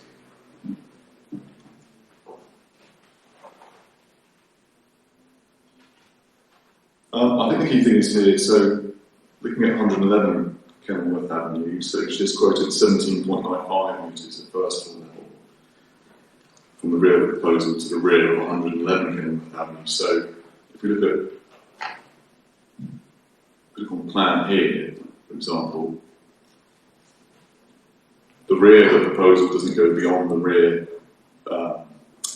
first level building line of the neighbouring adjoining property. And then 111 is here. So in terms of that distance to 113, it couldn't be 12 metres. Can we come back to that? Yeah. There's a point on that though, that Yeah. the rules changed, and that one is further away, and these two are closer. The rules changed a few years ago. Okay. Councillor. Thank you, Chair. Just the last paragraph on page 81, it says that the proposed window in the first floor rear elevation has the potential to cause overlooking towards the property. Just wanted to know why sort of obscure glazing wasn't proposed for that, even though it's a small window. So we're not proposing to restrict the window. Essentially, if you look at the neighbouring property that's been constructed, it is this identical relationship to where the officer's standing here. So that is the reason why we're not proposing restriction. That's been approved and built, and so we think that it is quite close knit around there, but we don't think we can obscure glaze that by condition for that reason, as it is a similar relationship to what's been built here.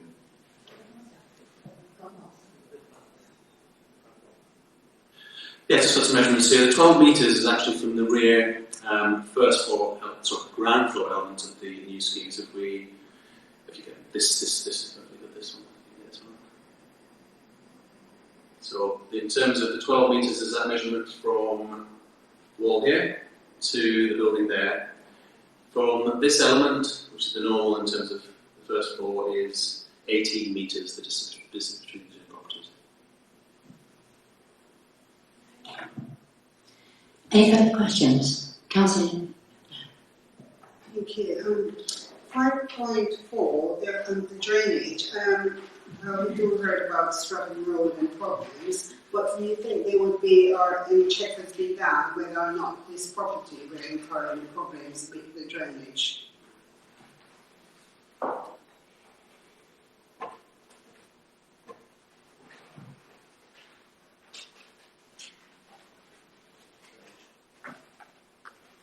In terms of drainage, so we have consulted Thames Water and non-public officer, so that issue has been looked at by our consultancy experts. So it is to be, as usual, when there's patients involved, to be conditioned. Further details to be submitted by the contractor before they commence works. But yeah, drainage has been looked at in this application. Any other questions? Can we have comments then? Yeah. It's a question of philosophy, really. This doesn't adhere to standards. The one next to it is appalling. This is anything as appalling. These two roads do narrow, and if it isn't the 20 metres, it's a terrible house. It reminds me of Tokyo suburbs, really. But would someone live in there acceptably? Of course they would. So I'm sure the committee will make a decision on that. But certainly, I don't think it's right. Any other comments? Councillor Susskind? Yes, there are three specific snags with it. One is this matter of separation distances. The second is the amenity space at only 30 square metres. The third one, says that I think the phrase is few journeys could be made by public transport. Yet it goes on then to recommend that it be permit free. So it's, whether it really is possible to develop this small plot, I rather doubt actually. Other comments? Did you want to move a recommendation? See if we go. I will recommend refusal on those three specific points. Is that okay as far as officers are concerned? Yes, in terms of those aspects, yes, I think that's something we can certainly put a reasonable reason together for. I mean, obviously that's not a recommendation, but it's, certainly if members are wishing to go down that road, then certainly we have policies in that regard, yes. Do you have a second? Yeah. Can you just repeat your three recommendations? One, inadequate separation distances from one home. Number two, amenity space at 30 square metres falling below our standards for a house. And number three, the very poor PTAR rate, in fact, would require a parking space, and yet it's recommended that it be permit free. okay. Can I see those in favour of that recommendation?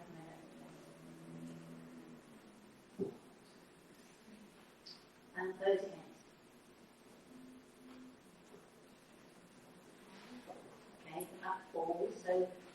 the overall recommendation then? Can I see those in favour?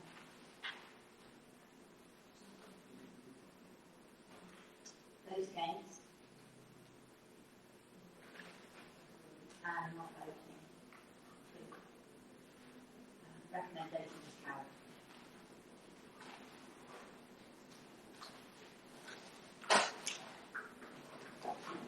We now move to agenda item 15. Which is 129 Walker Road.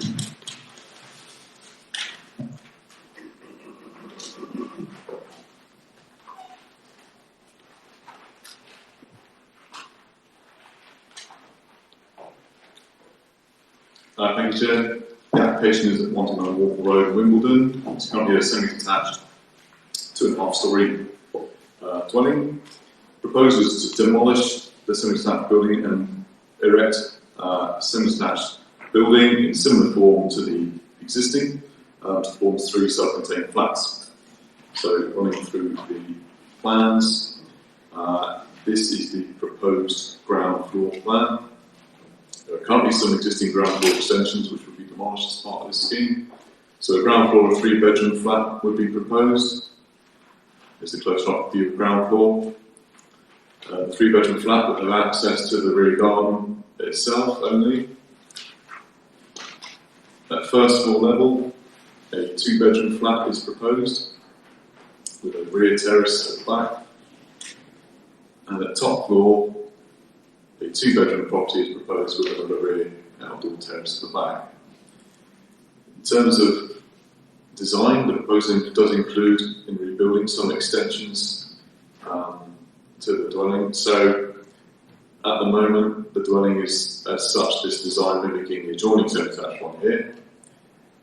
Proposal at the back is similar to this, but proposing the rear extension coming out gable end here and some ground floor extensions here. Looking at the side, so dotted in red, you can just see the outline of existing. So that will be pushed out. Balcony screens proposed and single-storey extensions here. Looking at the front, so the bin storage will be located at the front of the property.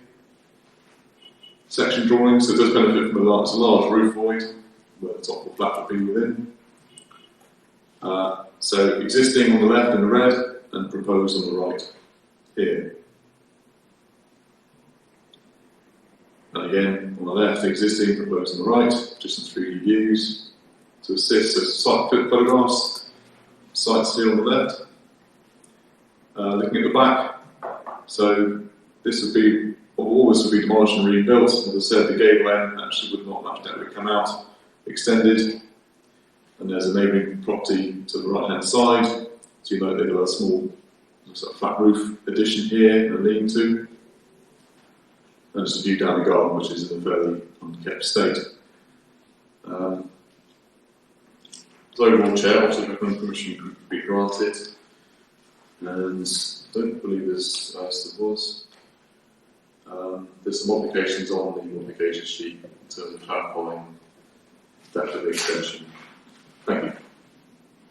The fact that the other half of the semi is owned by the same person. Yes, I had email confirmation today that the adjoining property is owned by the same firm, they call it, that owns this one. So that's the adjoining property there to the right. Philip Mendoza, please. Thank you for allowing me to speak in front of you. We live at 131 Walker Road, which are adjacent to 129. We are against to the extension of the property. Well, perhaps it would be good if it's reconstructed.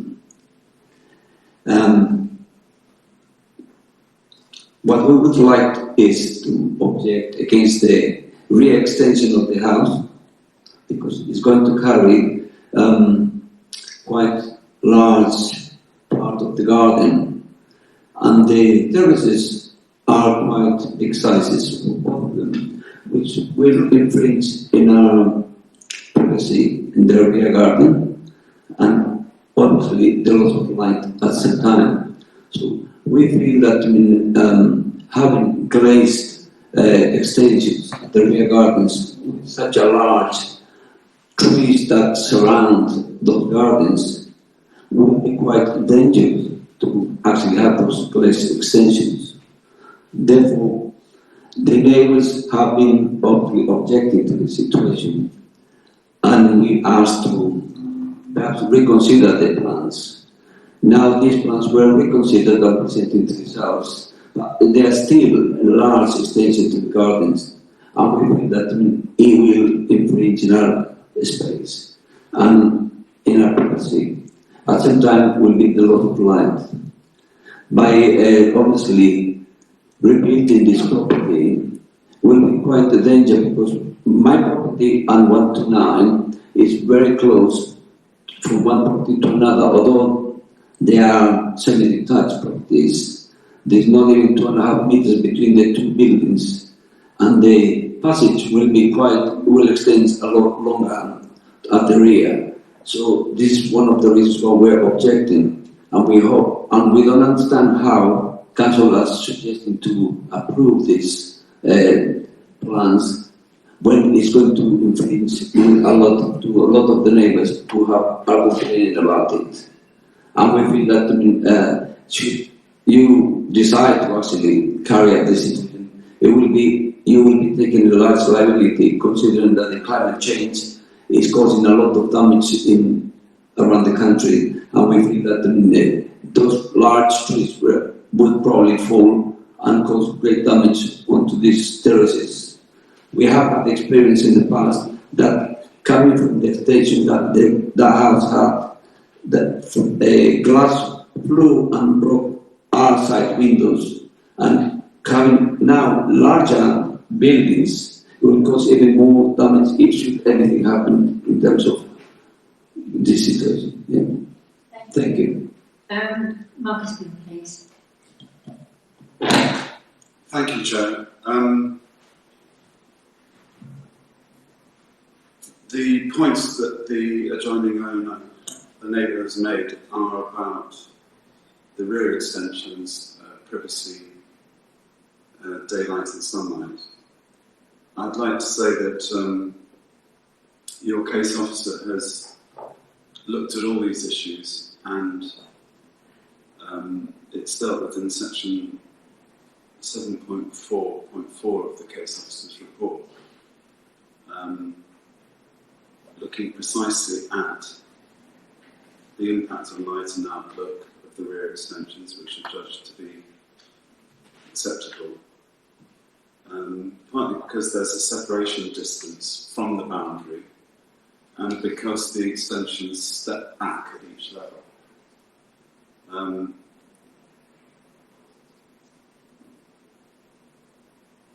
If you look at the visualizations there, you'll see that the overall scale of the rear extensions is comparable to the situation they've got at the moment. And particularly, we looked at the views from the rear garden and the impact on outlook. And your case officer's report confirms that they're now happy with that relationship.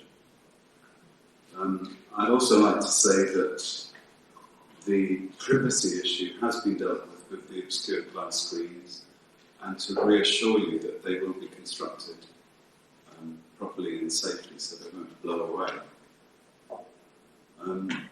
I'd like to also just mention that we will be replacing an outdated, very poor quality building with 3 flats of high environmental standards and good quality of internal accommodation.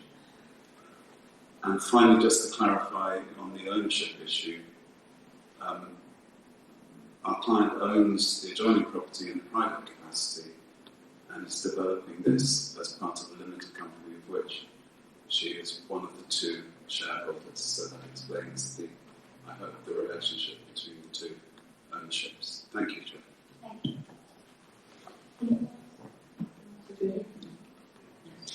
Questions, please. No questions? Any comments?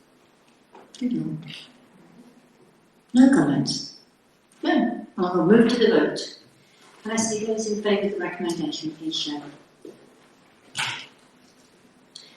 Those against? And not voting. The recommendation is carried. Thank you.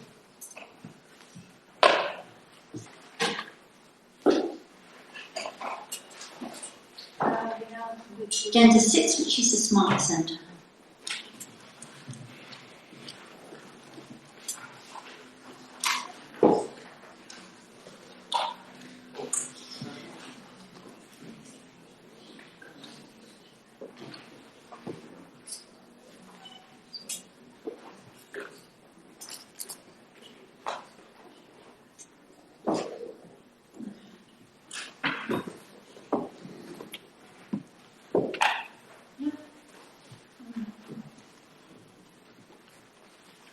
Chair, if I can just draw your attention to the mods sheet that's been circulated. An additional letter has been received and the officer has summarised the issues raised by the objector and they're in the modification sheet.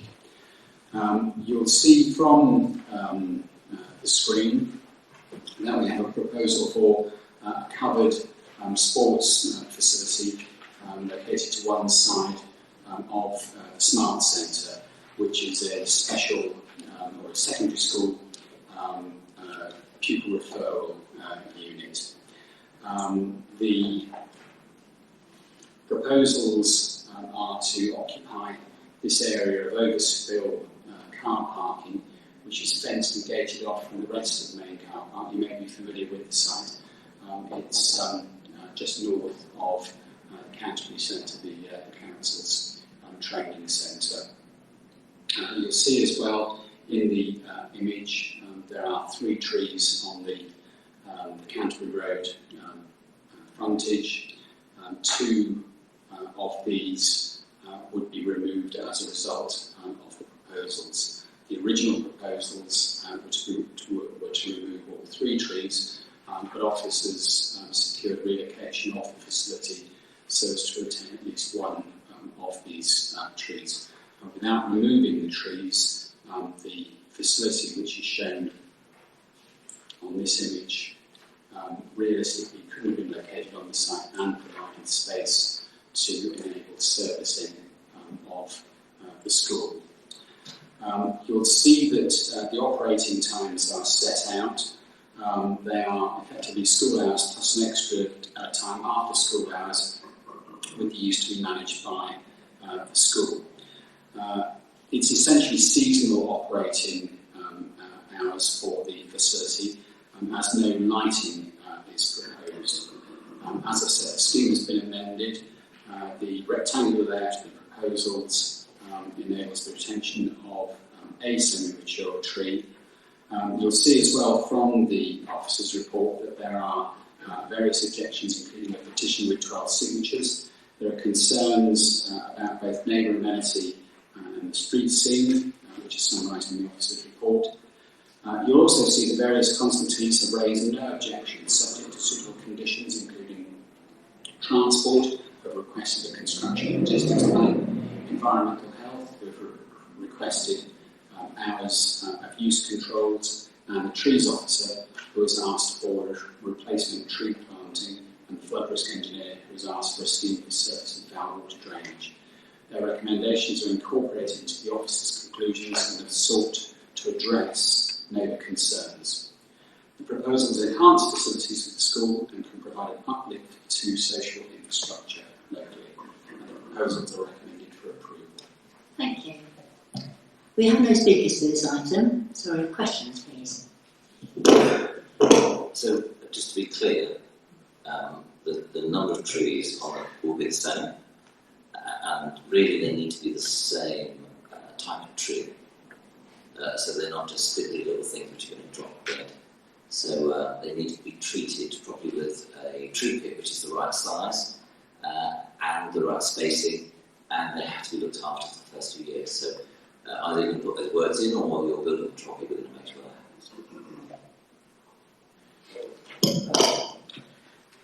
Chair, I've taken the opportunity to visit the site and spoke with a member of the Smart Centre.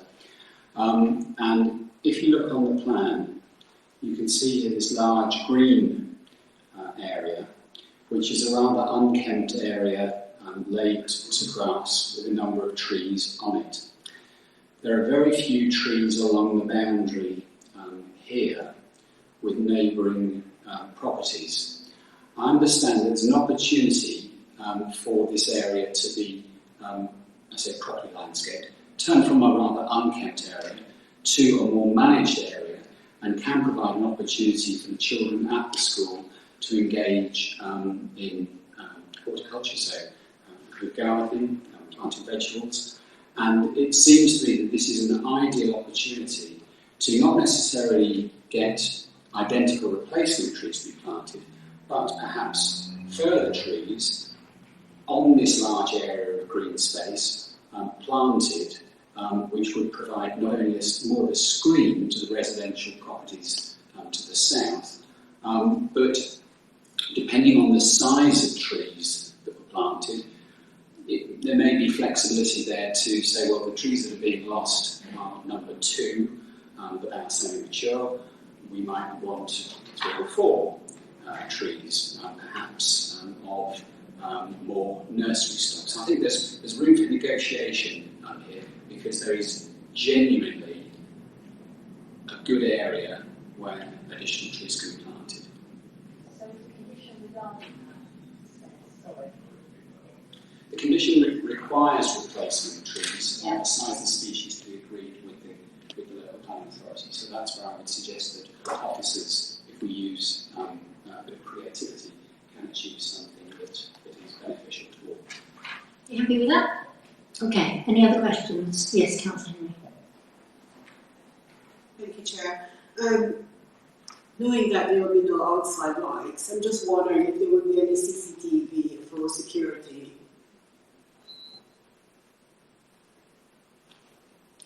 Chair, I'm not aware of any proposals for CCTV within the area marked blue.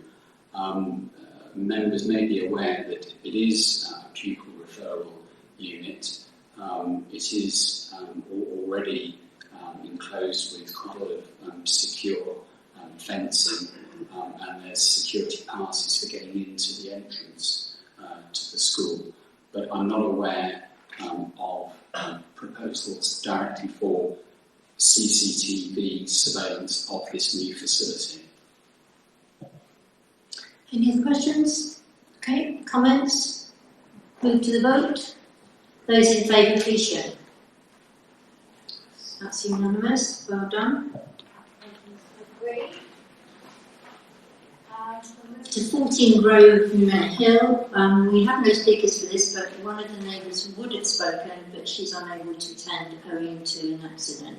I think her concerns have actually been included in the report, but she would have been emphasising those.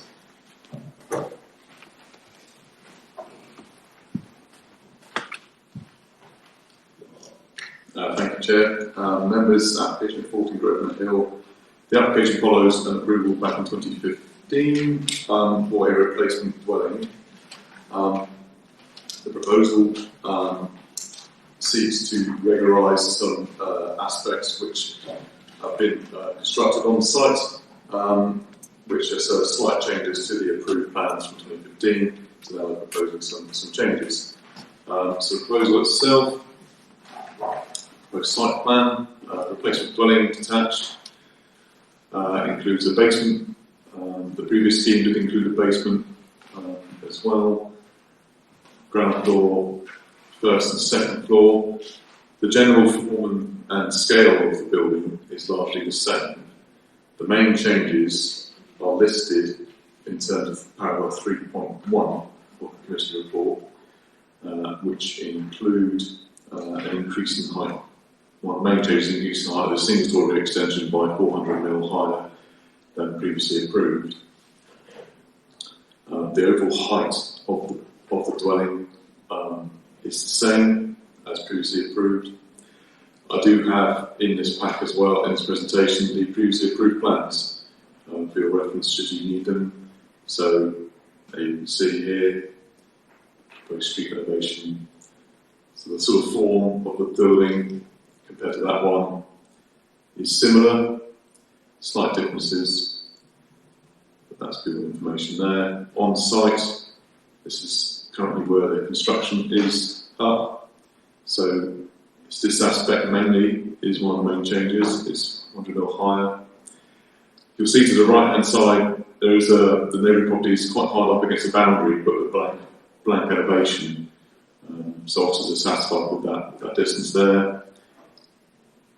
And views out the rear. It's fairly close knit with the neighbours at the back. But as I said, the overall height of the building has already been approved, and that's not to change. And the actual form of it in design terms is similar. And that's a view from the front. So overall, Chair, officers are happy with the amendments and permission granted. Thank you. Thank you. Questions? No questions? Yeah, Councillor. The house that's been built, is that the same size as the original plans, or is it larger? So in terms of size, it's the same height. I believe there's an aspect which is slightly wider, which is, I think, this aspect here.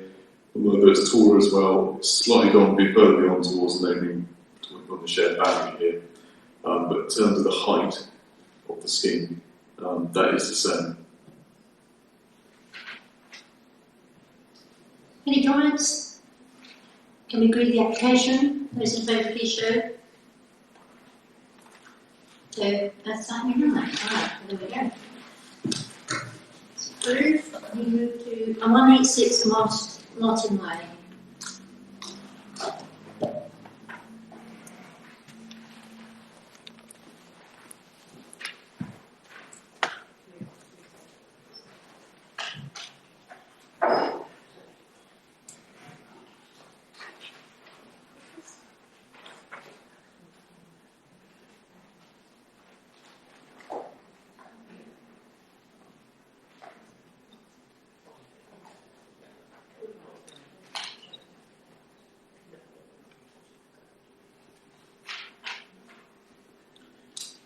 Chair, members, there are no modifications for this particular application.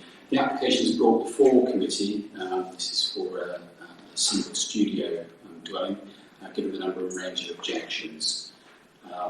You can see on the plans in front of you a proposal for a modest studio flat. It's located to the rear of some shop units, which are on Martin Way. If we just take you to the quickly to the photographs. So that's the access to the side at the side there, through to the back garden. To the plans again. That's the access to the parking space at the rear. You'll see from the report various objections have been raised regarding matters including overdevelopment, proposals being out of keeping, disruption during building, noise from new residents, car use and servicing. The proposals introduce a modest single-person studio dwelling, helping towards delivering Merton's housing targets. The design has been subject to amendment, creating a more discreet and less intrusive roof profile with a fully hipped rather than gable-ended roof. With a footprint somewhat larger than a double garage, it is considered that it would be unlikely to have a harmful visual impact. Issues of impact on neighbourability are considered from paragraph 717 of the officer's report. The unit would exceed national floor space standards, garden space would exceed local standards, while still enabling adequate outdoor space to be retained for the units in the frontage building. Officers acknowledge that the applicant will need to resolve issues with regard to neighbouring occupiers on the matter of access to parking. That's the parking space here. However, this would not be a basis to withhold or defer decision this evening, and given the studio unit is unlikely to have only a modest impact on parking locally, and with unrestricted parking to the front of the site and in side roads opposite, this is unlikely to be detrimental to parking conditions locally. Maybe concerns are addressed in more detail at paragraph 7.4, and the proposals are recommended for approval. Thank you. Questions? No? Comments? Okay, straight through. Can we agree the recommendation, please? Not unanimous. Those against? All right. And one not vote. And one recommendations approved. So we come to the final application, which would have been accepted under delegated powers, except for the fact that this is a property of a council employee. So that is why it's here.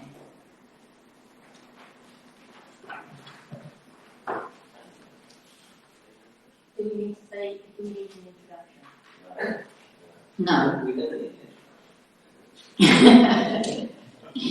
Okay. And in which case, if it had been approved under delegated power, can we just recommend approval? Those in favour, please show. Thank you. Those against? Not voting? Okay. Then it's... Okay, so planning appeals, that's for us to note. 1 allowed and 3 dismissed. And enforcement report for us to note as well. And if you have any issues around enforcement, please do contact officers individually about that. Can I say it is 10:05. It's a complete miracle that we had 11 items on this agenda tonight and we finished early. I really imagine we were going to be here at midnight. So thank you for your brevity. Well done.